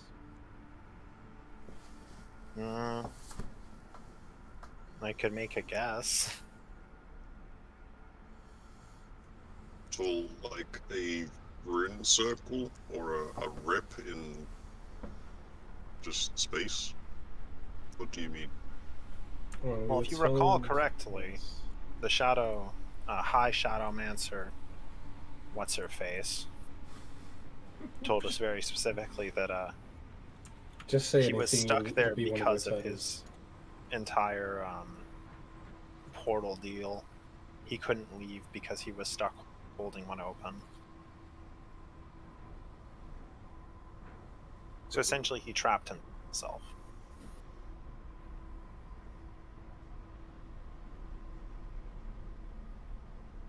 I hadn't even considered that. Can we actually free them?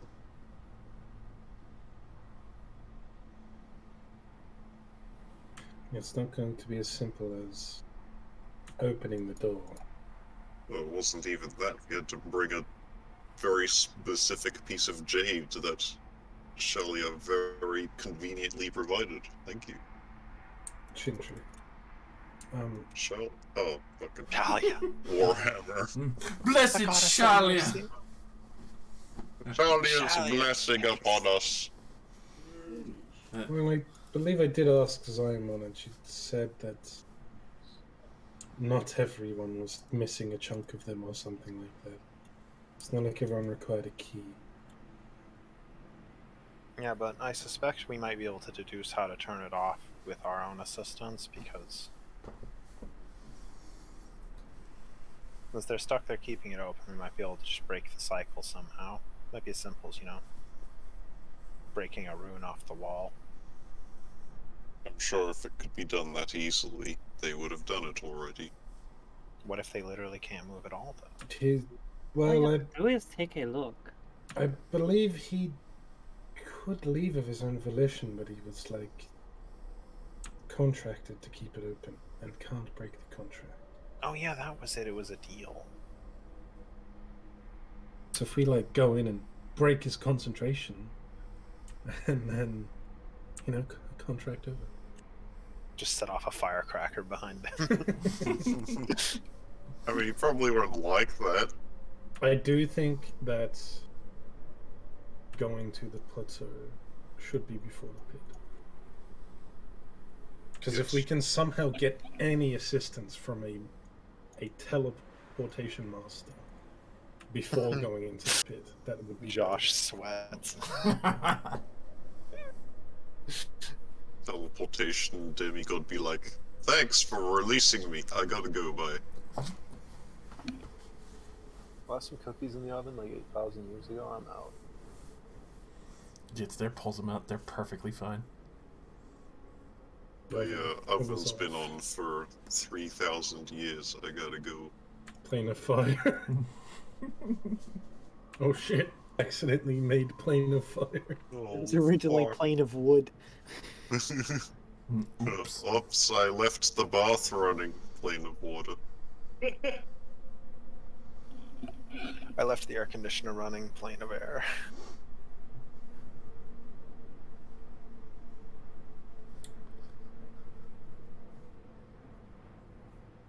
Looks at dirt, does nothing. Plane of earth. I sure hope there's a convenient staircase up the plateau. Yeah, I was going to say. Yeah. I somehow feel like that. Not going to be very easy going up the plateau. I kind of fear what's going to happen to our horses while we're all on the top of a plateau.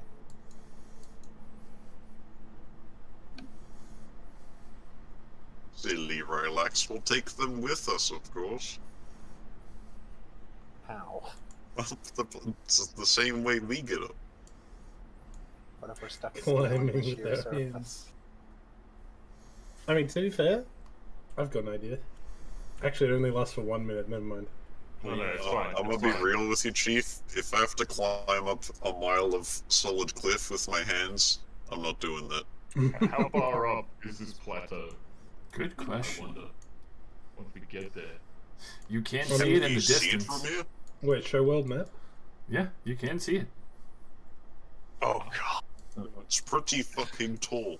Let's go! It's at least 10 feet high. If only we had a giant fuck-off spider.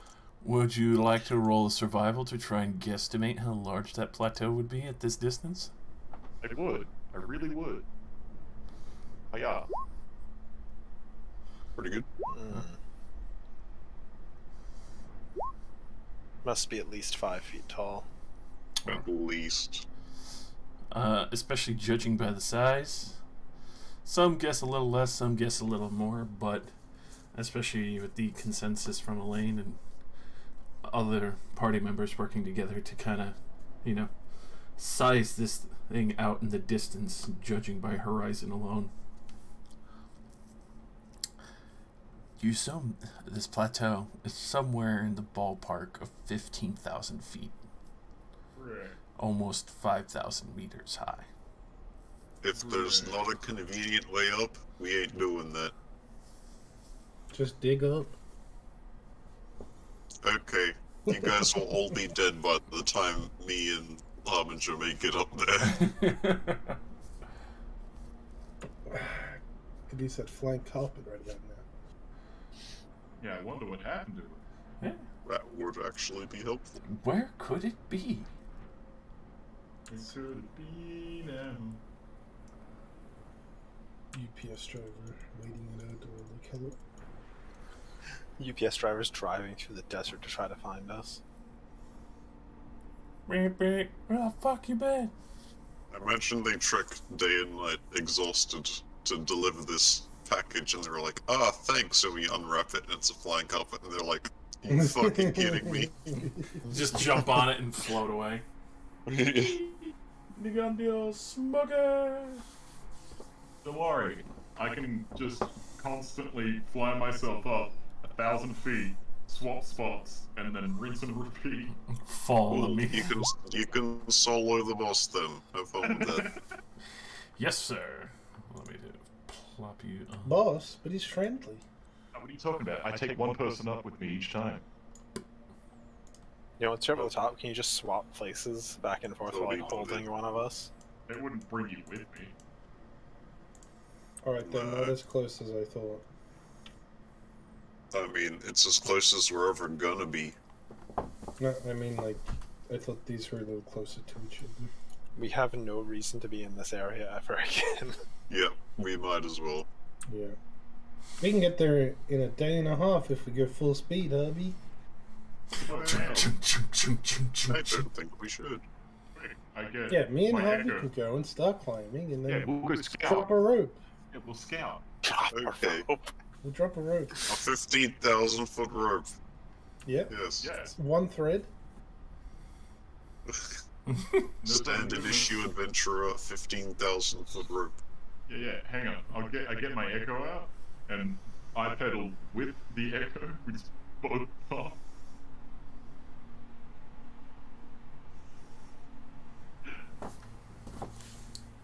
I just use fabricate to turn the stone into a staircase over the course of many months. Perfect. Thanks. Just a Okay. Yeah, let's take a couple months off, farm some desert goblins, Yep. level up while we dig. Can we I'm finally sure reach the there will top? be a convenient staircase. Let's go check it out. No, we finally reach the top and you receive an instant message like, I can't believe you fell for that. There's nothing up there. It's from Bloodbane. He planted that map. I did it to waste your time, fuckbags. Ah! Alright. So, hopping in the cart, jumping on the pump wagon, you start treading the salt flats and rolling over the arid lands.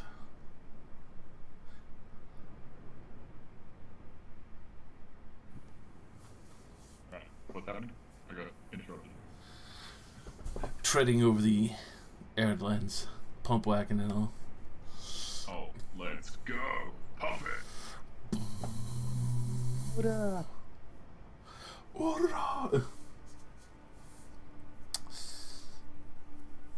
As you are heading in this direction, you start to see remnants of other pump wagons. Pieces that look like they have had multiple battles, some that have been burnt, others that are very clearly other creature clans that have lived out here and seem to be at war with the goblins. Definitely make note that there are a large myriad of gnoll skeletons. They hate the gnolls and the goblins. Far as you can tell, it seems like the goblins learned to engineer better equipment to be able to take on the gnoll clans that have been roaming around in this desert and arid land, and obviously indiscriminately running them down.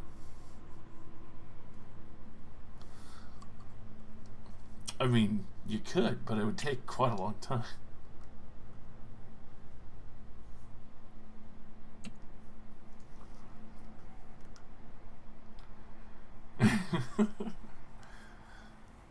I'm pretty sure you guys have one immovable rod. It's just salmon ladder all the way up. I mean, I can get up there. I have the rod of flying. This is Oh, true. drop it down. Drops it down. Tries to make it on the mark. Parasol opens up. Fuck. Floats away about another fucking 2 miles in the other direction.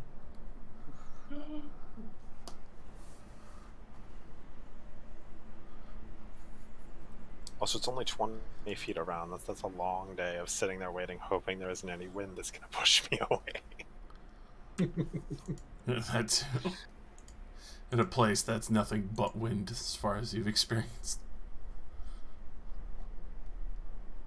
Yeah, we'd have to wait for like a completely calm day and pray that it stays calm for us to even remotely work. No, you hear that wind sound effect in the background.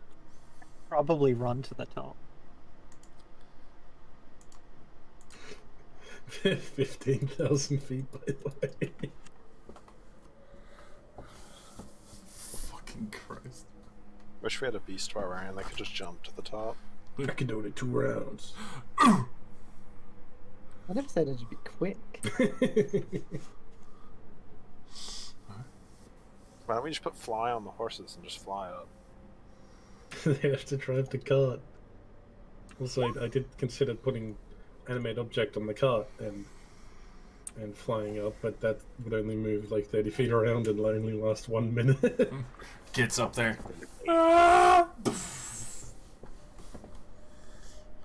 It's an amazing way to destroy the cart. I'm gonna open my gateway. Oh,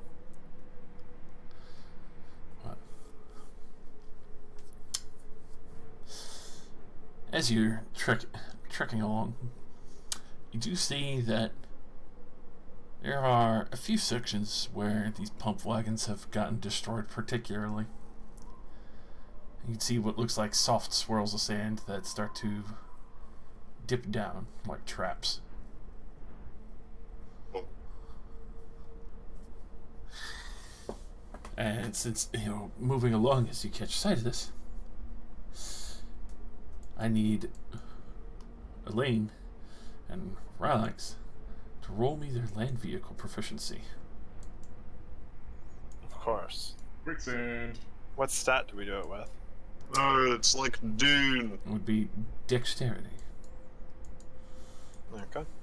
Good My enough. highest stat, of course. Fucking okay. I didn't actually roll terribly. Alright. Elaine, come on, show me how good you are at driving. So much better than me, of course. Hisoka got called by someone. Ring, ring, ring, ring, ring, ring. Phone call, phone call. Banana phone. Ring, ring, ring, ring, ring, ring, ring. I'll eat your fucking phone. Banana phone. Boop, boop, ba-doop, ba-doop. Ping pong, ping pong, ping pong, ping. Banana phone.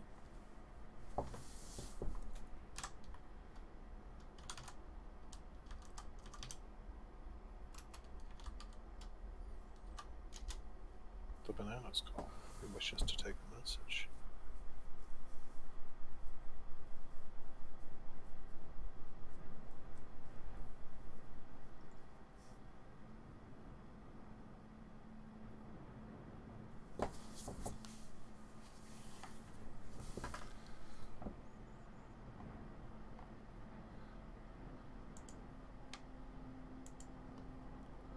When your players get kidnapped by work and you call work back and tell them to go fuck themselves. Welcome back. Go ahead and roll your land vehicle proficiency with dexterity to avoid sand traps.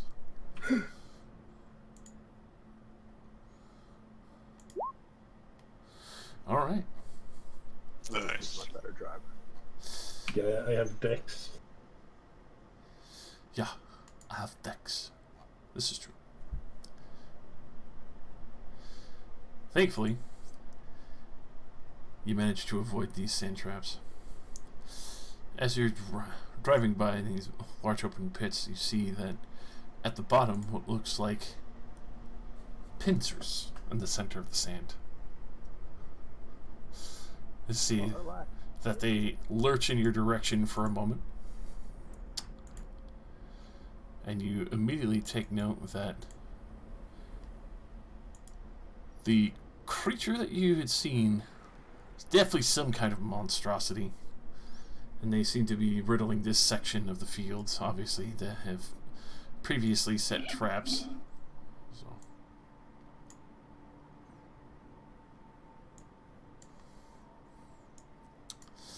The ones that you see would be... come on. These. Ah, Cute. that a fucking Tyrannid? I want to pat it. Get in that pit. Lobster. Pat it with my fist. You know these as ankegs. Ah, like the drink. Yes. And keg. Like that weird little yellow cat I see in the house. Yes, Nancat.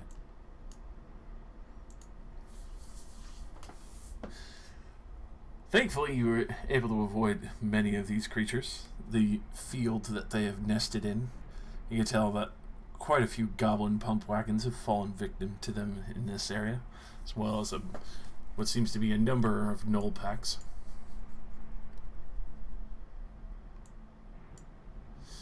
But thankfully, it takes no issue as you ride by.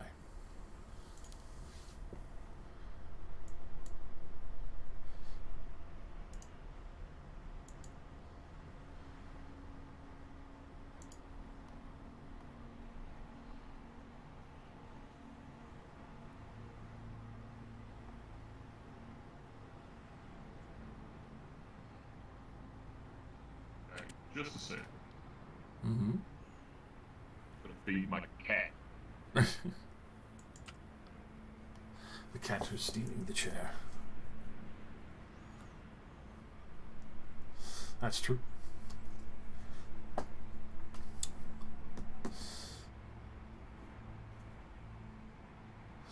So, as you start approaching closer to this plateau, thankfully leaving many of the sifting sands behind, the salts, start to see in the distance,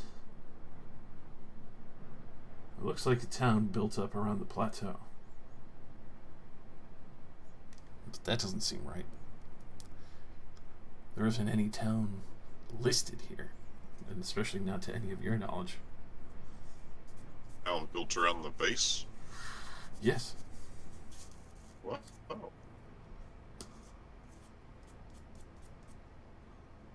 Ah, maybe there will be a staircase, Crumsdale.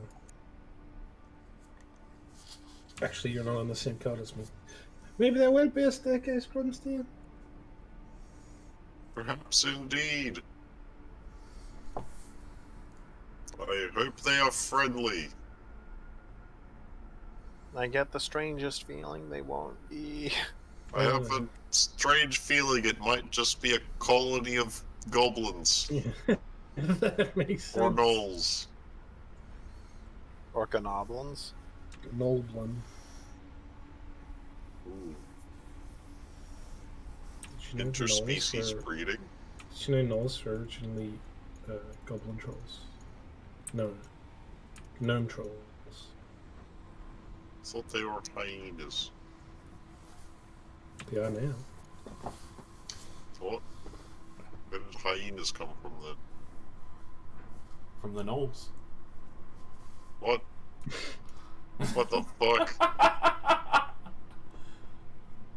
What came first, the hyena or the gnome? Did we come from goblins too? Are they the progenitor to everything? Yes. I mean, wolves do come from goblins, so. Even hobgoblins. For Adam and Eve, there was goblins. There was Goblin Lynn.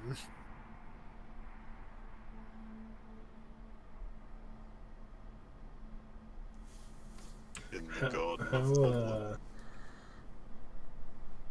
this town, does it look of goblin construction?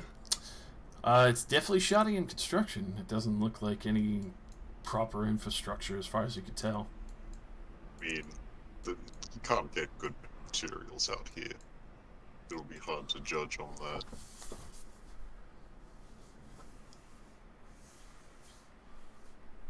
We'll just have to get closer.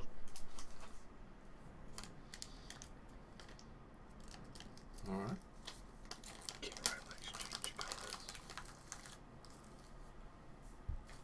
You just turn into a slime goblin. Yeah. Can you turn green? Pretend to be a goblin. I've never really tried. Nistri can be a big goblin. True. Alright, Nistri, strip off. They're not gonna believe you're a goblin if you're in plate armor. He's just a really big, buff goblin. Yeah, Wonder yeah, what I'm a big goblin, and so I got the plate armor. Really big goblin. Goblin Slayer.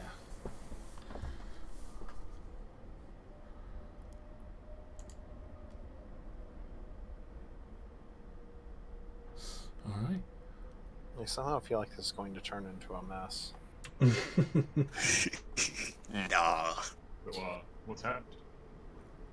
We approached the plateau. There's a town under the plateau. But That nobody it's told pretty, us about. Yeah, it's pretty shoddily crafted, almost as if it's goblins live here. Oh, so, rip and or tear? Well, they might be friendly goblins, Yeah, or let's not see even what- goblins at all. Let's see what they're about first. They are about assaulting us in Mad Max-esque vehicles. Well, that's why I think we should send in our resident goblin first. Yes. Mystery. A very insanely big and well-armored goblin. Go, Nistri. Go, Nistri. Go. This is where disguise self would be great.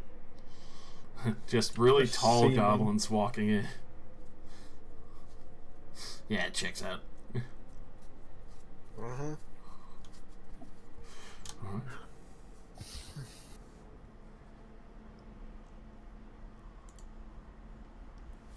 So, the closer you get, you start to see green fire pyres. Yep, it's very goblins. You see what looks like a few curious totems that have been lined out, riddling all across the entire edge of the plateau. Seems to be stacked up wealth as far as you can tell.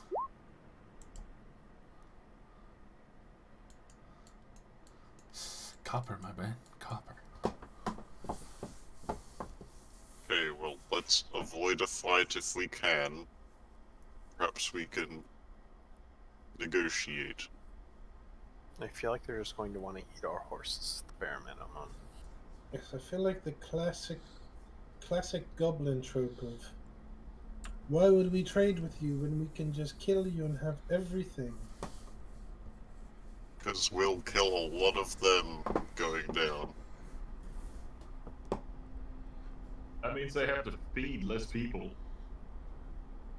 It's a win-win. Exactly.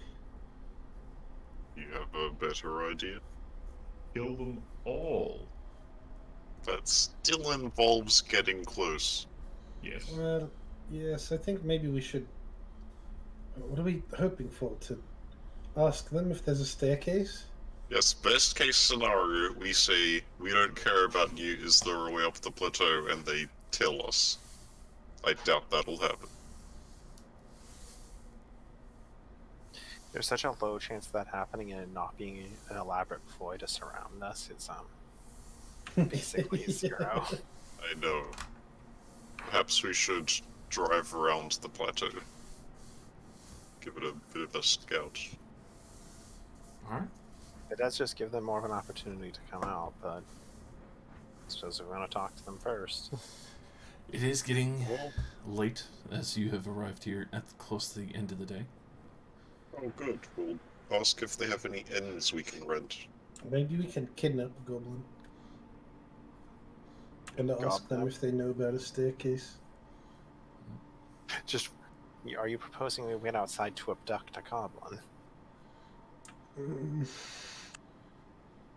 Okay. Do any of us actually have any goblin disguising abilities? Or turn invisible? Something like that.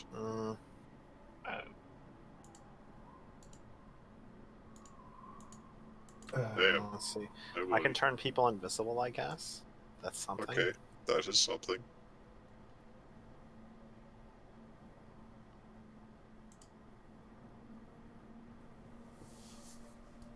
I say we all park a mile out, invisible people go scout for half an hour, and then return. Alright. I did not prepare it. Gee. We're in the middle of a desert. I didn't think we'd be sneaking up on anything. That's fair. Time to intimidate our way in. Alex, you know any charm spells?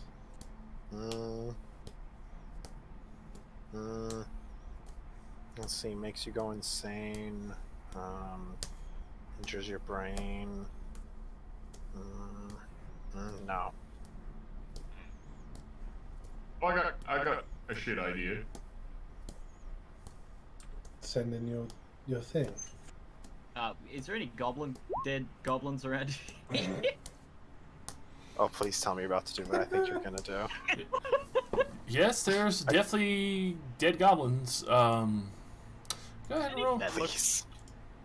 I was just gonna say, go ahead and roll me a quick medicine as you kind of look at some of these goblins. The idea Not you very have, great. it's fucking stupid. It's great. It's like speak with dead, but better.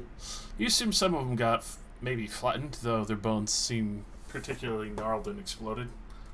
Maybe they fell off and got caught under the grinder. But some are kind of sheeted out, though their skin's a little tight and leathery from roasting in the sun and the salt flats. Any of them that look less squished? High or low for favorable results? Yeah. What do you mean, yeah? High or low? I will say Yeah. Yeah. low for favorable results because I low is my main go-to because that's what I roll. All right. Would you like to roll it?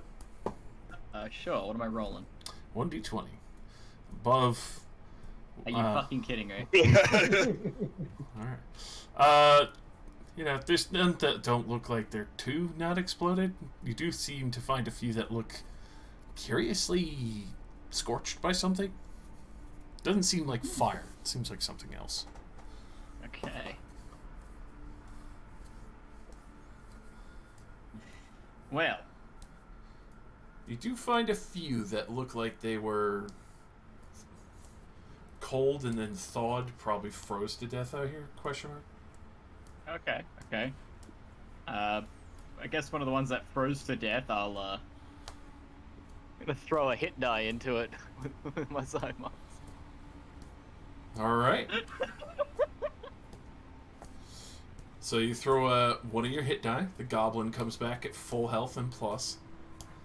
You see the thorns coil through its body, almost like an extra set of bones, and then kind of rip through each fingernail, turns into a thorn. The teeth slowly fall out and turn into thorns themselves as the eyes kind of coil around and turn into flowers. That is not inconspicuous at all. Just give him sunglasses, a cloak, and some dentures, and he's fine. Fake mustache. Trench coat. It stands there, kind of heaving for a moment as you hear the slow adjustment of the bones back into place. Just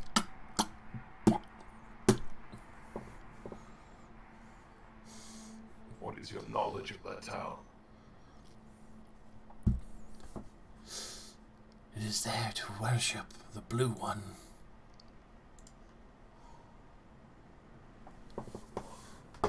What is that? The master who's given us mercy and only requests praise of what we find. He teaches us more. Showed us how to make better wagon.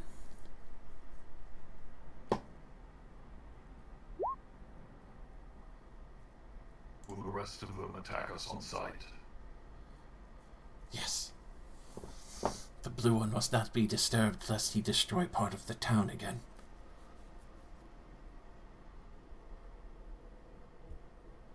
Is there any way for us to get closer without being spotted?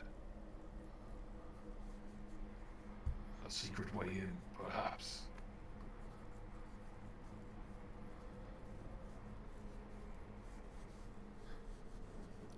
One of the servants' crevices. Though, a few remain there for extra parts. Not many, though. Good. What do you all think? We can wait for night and move in then, if you like. I think the way that the thorns replaced his teeth is pretty uncanny.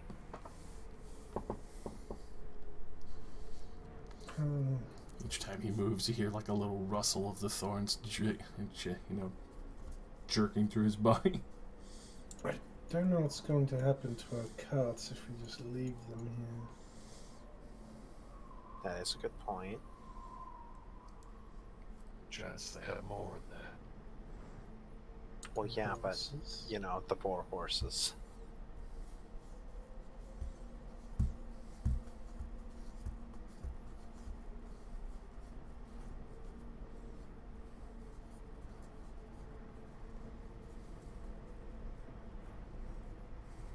If we just had, you know, the two magical horses pulling the cart, this would have never been an issue.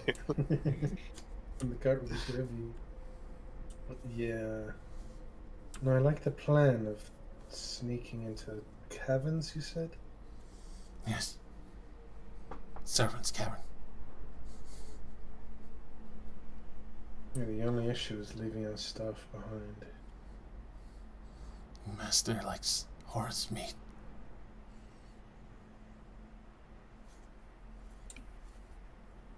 You think we could trade safe passage for horses?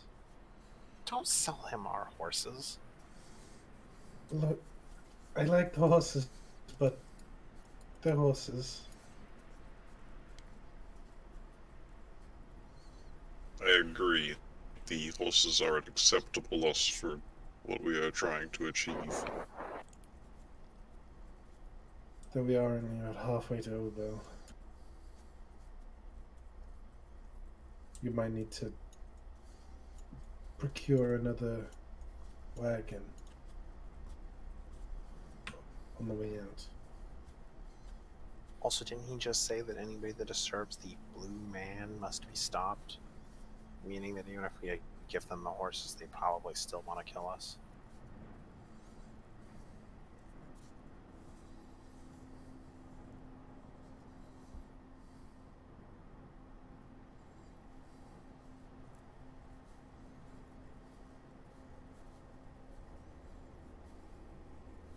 Well, they sound like a smart person. If they taught the goblins how to make all this stuff, surely they can be reasoned with.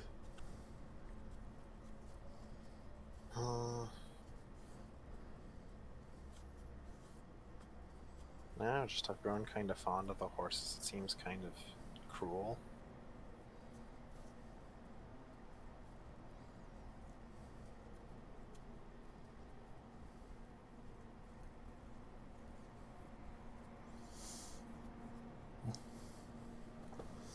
good sacrifice. And I suppose the alternative would be killing all of them when they could potentially just be peaceful. Would bring good distraction.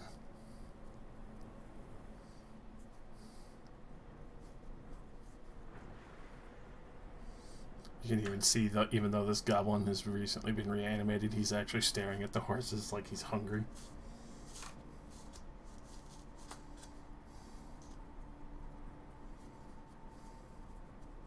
Hey Josh, Mm-hmm.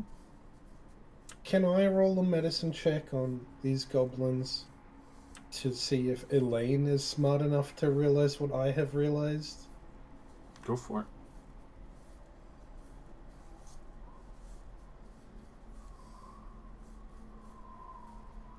Because out of character, these weird scorch marks are probably light. Ooh.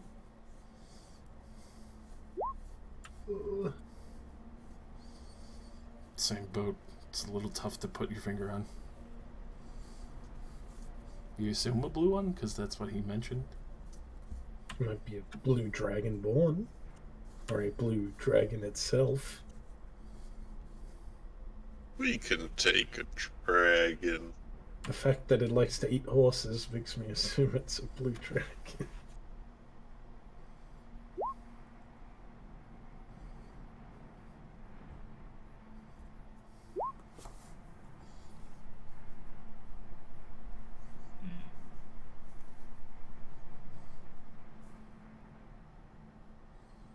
How sneaky can you be? Very sneaky. Never seen.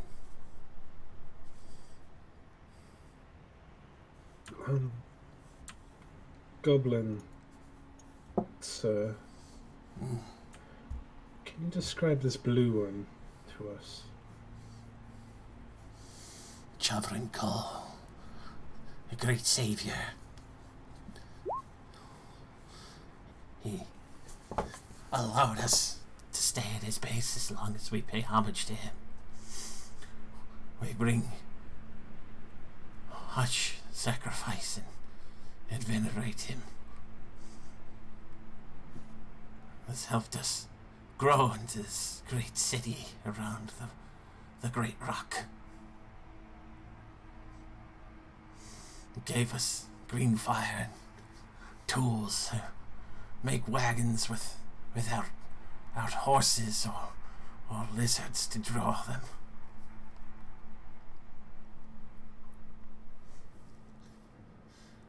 Oh, he does get furious when there's not enough on the altar and offering when he does draw from his home.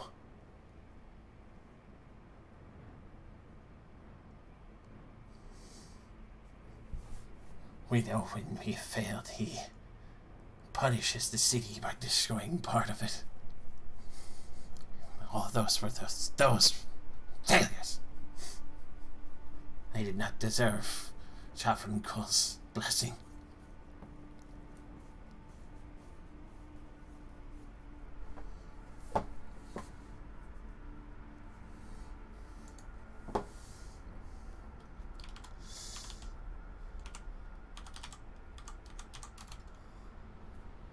Just so you can have his name.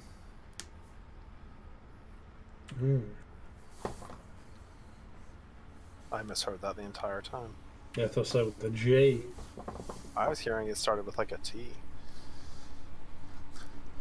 Like you were like leaning back on a tavanko. It's that goblin accent. Stinky goblin didn't describe what he looked like. Stupid goblin. Is it like day cycle? Is it midday It's or close to night. Yeah, it's basically falling to night. perfect? I'm gonna make 4 more goblins. Alright. Gob squad rises. Hear the very nasty just as things snap back into place and teeth and other parts fall out. You can hear one that sounds distinctly as you thought it was just kind of like a more like, you know, chunkier goblin that survived the night. When you hear this very distinct sound of what almost sounds like glass breaking for a moment, just Oh.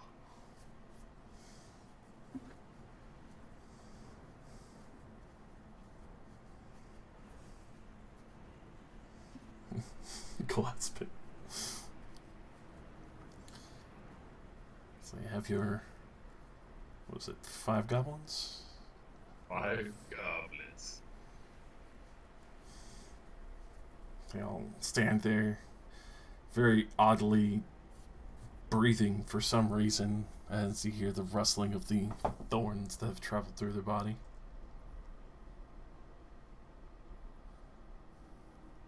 Right. Well, the options are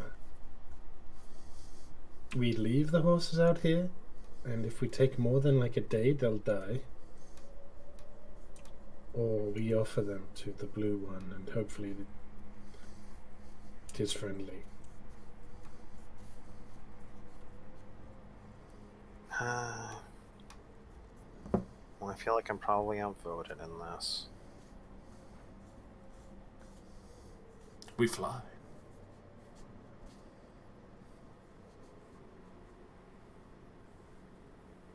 Night, we could have the goblins sneak in. Remove a couple that are in our way. Or at least get a lay of the land. We could try to search for another cavern to leave the horses in, around the outsides.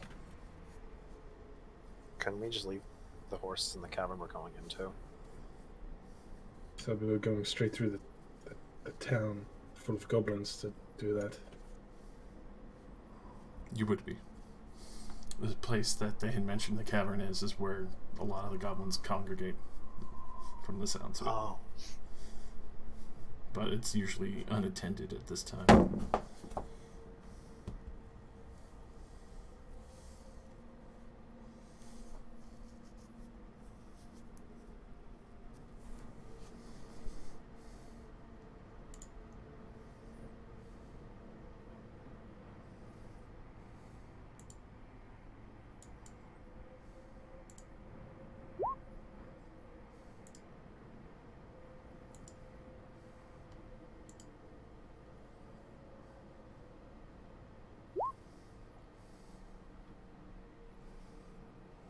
I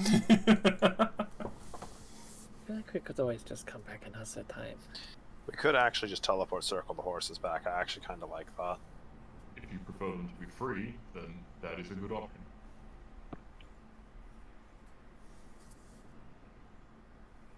It will make it easier to do this stealthily.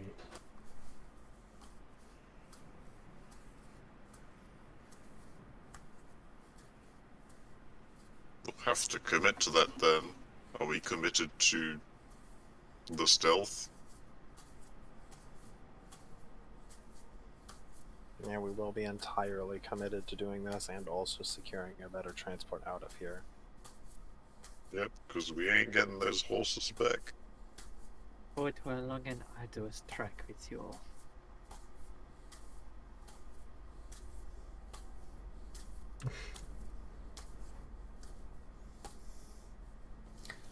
I and Glyph could just ride away and wait for a signal.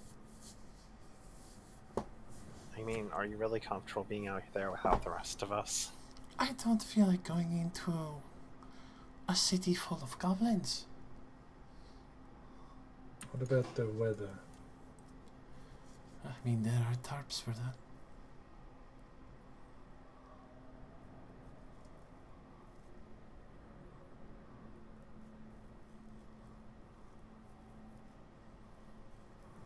Maybe do that, and if we never come back, I will pass her one of the teleportation scroll, the one that I have.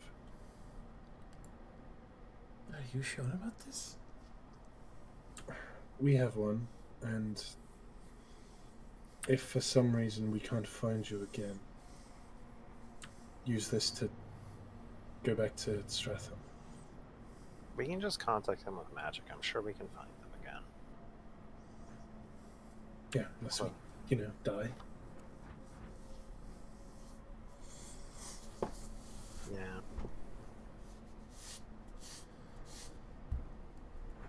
Yeah, I'll give Shintri my teleportation circle scroll. Alright. And she and Galeth can take care of the horses. I will make sure to wait as long as I can. Hey, I've got an excellent idea. How about we get the big, strong orc paladin to safeguard you? I would appreciate that. And I'm not very skilled at searching for food in... What would you call this? A desert?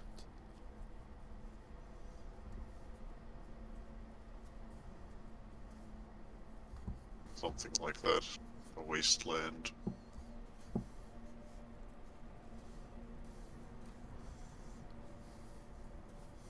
And I would imagine Neastri would agree to that. Damn straight he will. Finally free! No more double pallet. Get back to only caring about myself. Oh. Finally. Alright. Neastri will stay back there. The Flower Gob Squad is ready to lead the way if you want to go in tonight. I'm ready. Alright. Now or never.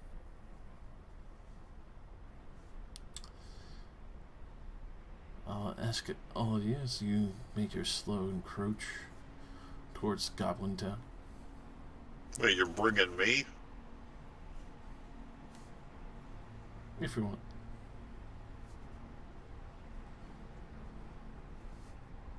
I'm gonna, stay behind, and when you're done sneaking, then you'll wave me in, right?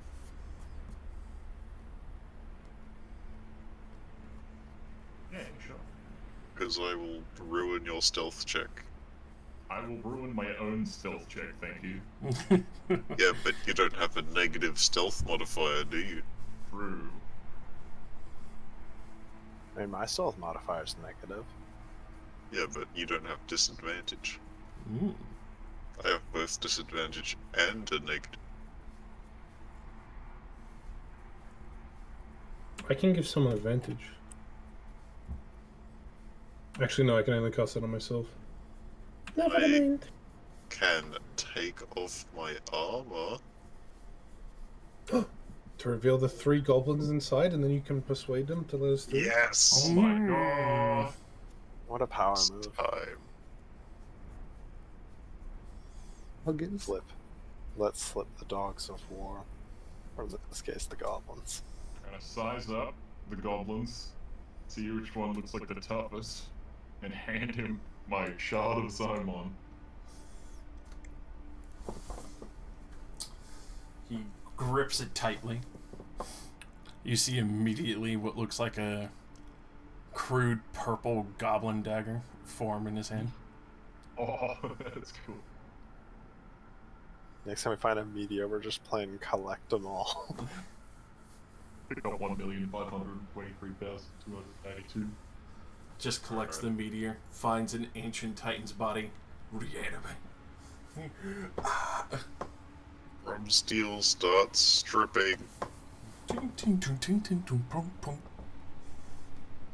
I don't know if it'll be easier for me to sneak up with my echo or not.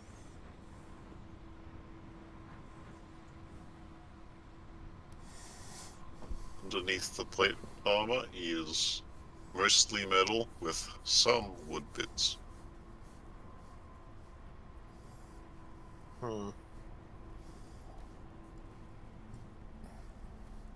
Like, a lot less wood than you would have seen on Surveyor or the other Warforged.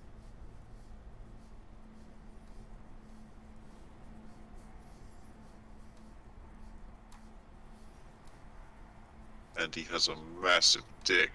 What the fuck? do too Can't be much that damage. massive if he's got less wood than the other warforged. Less wood than the female Warforged. Hey. No, it extends out. Yeah, that's what they all Grower? say. The telescopic one. Yeah, you need a telescope to see. I prefer the folding ones personally. Yes. 15 AC Yummy. with no armor. Alright. So, how do you approach? Goblins first, leading the way, or? Goblins first, leading the way. Alright. They are unceremonious at first. Very quick to just start dashing up and not really drawing too much attention. You could tell that in this place there's quite a lot of noise. You can hear goblins shouting back and forth at each other. Wood is being chopped or flung everywhere. You can even hear the sounds of what seems to be some form of metalwork, though not easily spotted amongst all these green pyres that you see. You can see what looks like maybe a smithy from the smoke rising up.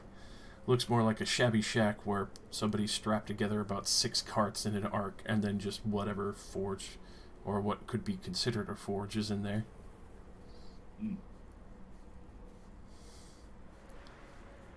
Though you do see that some marks on this plateau very distinctly show that something has purposely carved out a home here some time ago. You do see columns, others that are smoothed over to not perfect, but a more respectable degree. You can even see that there is an odd-looking area where, curiously enough, it looks like offerings have been left out, almost as their form of, paying homage to this creature.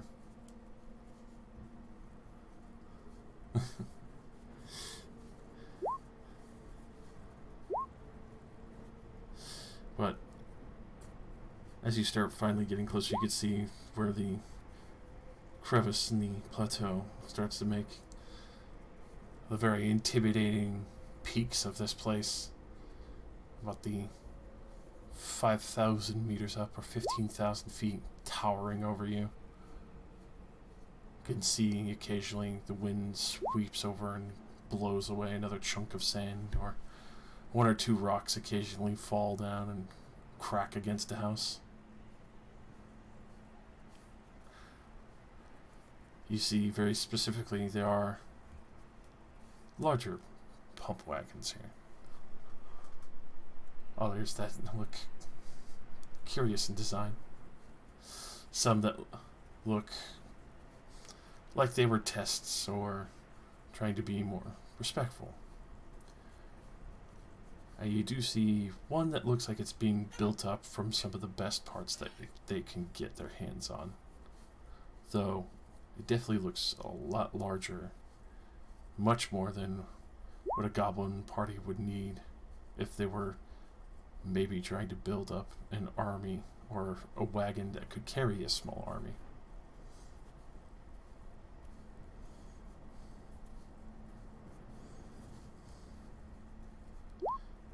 Definitely do take note that in the midst of this wagon is a large pile of furs. As well, what seems to be, curiously enough, a chest, though it is iron banded and metal through and through, as far as you can see from here.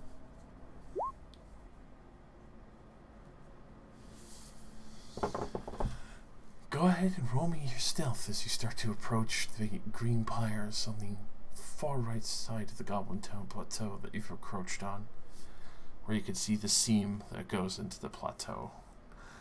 No beautiful crenellations. You can tell this is definitely more the servant-esque area. Now I have a quick question here. Mm-hmm. If I use my echo, Is that going to be better for my stealth or worse? I would say it's about the same. Okay. Hey, Relax, I bet you 30 gold that I can stealth better than you. I don't really know if I should take that bet because I feel like you're probably right. Yeah. But yeah, sure. Ooh, a 3 and a 1. All right, boys, all eyes on me. Oh, fuck. I'm going to use my once per day enhance ability on Yikes. myself from my staff to give myself Cat's Grace. Fuck yeah. Advantage on stealth. Here's Everyone's your gonna- 30 gold. Haha. Ah, good. Look at Everyone's balanced it out for me. We did so good. Thankfully, you did. Harbinger. Oof. But you quickly make your way up. Harbinger, you almost flip over one of the green pyres. It almost causes a green fire tar spill on one of the sections. Thankfully, quickly balanced out. Elaine and Leos quickly catch the edge of the brazier and tip it back into place on its very precariously placed holder. You can tell this whole place is almost like a powder keg ready to go. It's all goblin construction and could be very easily torn down or destroyed. And obviously has previous damages as you do encroach upon these entrances and gates that are neglected and obviously not watched.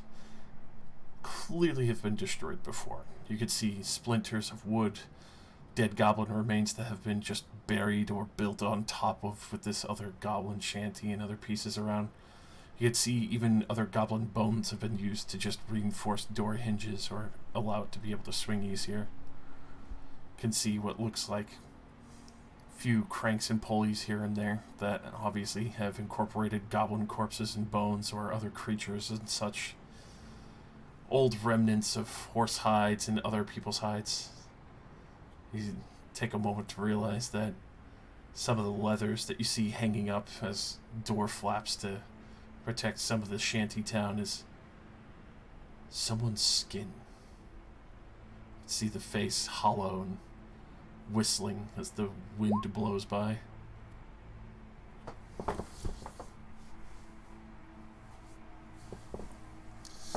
Though you take note of why your cover has been sort of thoroughly protected along with this approach as well. Thankfully, the brazier would not being tipped, but the fact that you can hear stonework being carved, or at least attemptedly. Crude sounds of whips are echoing from deeper within as you encroach on the entrance. As the goblins open up, you can tell that, unfortunately, you're going to have to hunch down if you're not the height of a goblin. Time to crawl. Yep. So, people who are not goblin height, so Rylax, you're fine, Yes. are moving at half speed as through this particular part of Goblin Town, you're crawling on your hands and knees. You can see at the inner corridors, there's still green flames going around the corners, lighting up the innermost sections.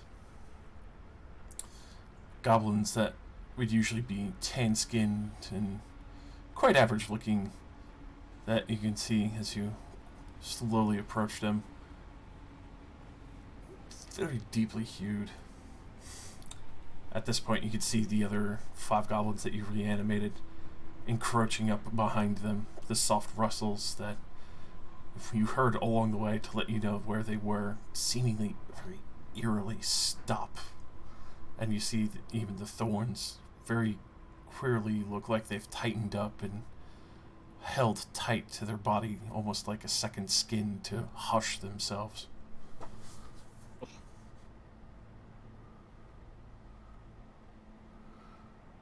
So at this point you see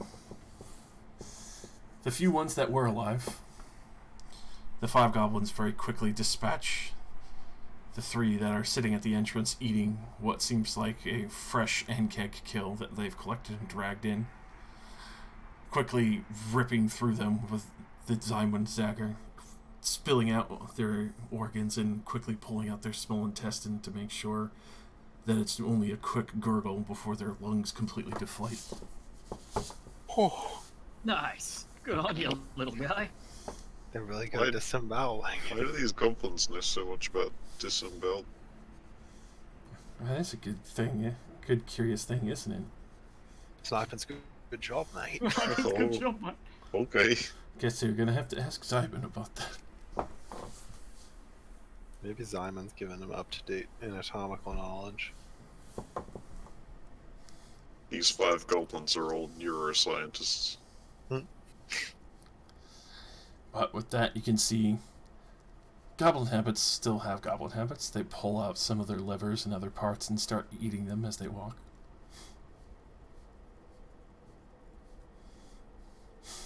Turns to you. Classic goblin. This way in. It's gonna get a little tight. And we'll leave off there as you are crawling through the tunnels past the bloody goblin bodies into Goblin Town Plateau. Oh, I love Goblin Squad.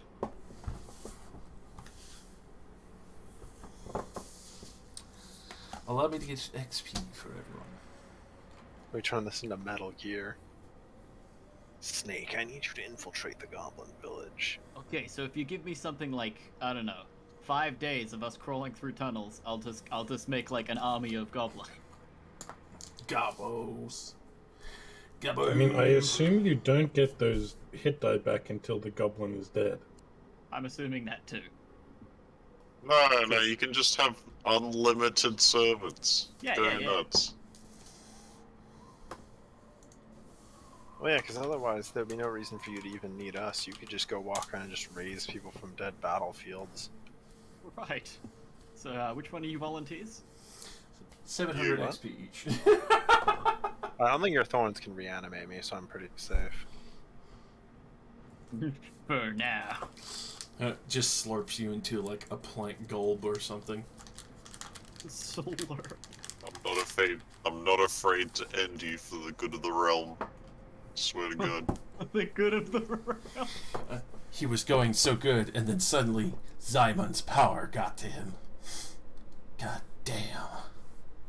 Yeah, it promises me that I can go murder Dickface McFutt. Is that really the amount of EXP we had? I had a completely different number. If you go mad, I will do what I must. You Only got a Nick. Sith feels in absolutes, Crom. Then you are lost. Yep, that's what I got. Are you looking at the map? I Yes, I fucking knew really was am. good. Hmm. And you can bet your bottom dollar I'm right, because I use a calculator to add it every time.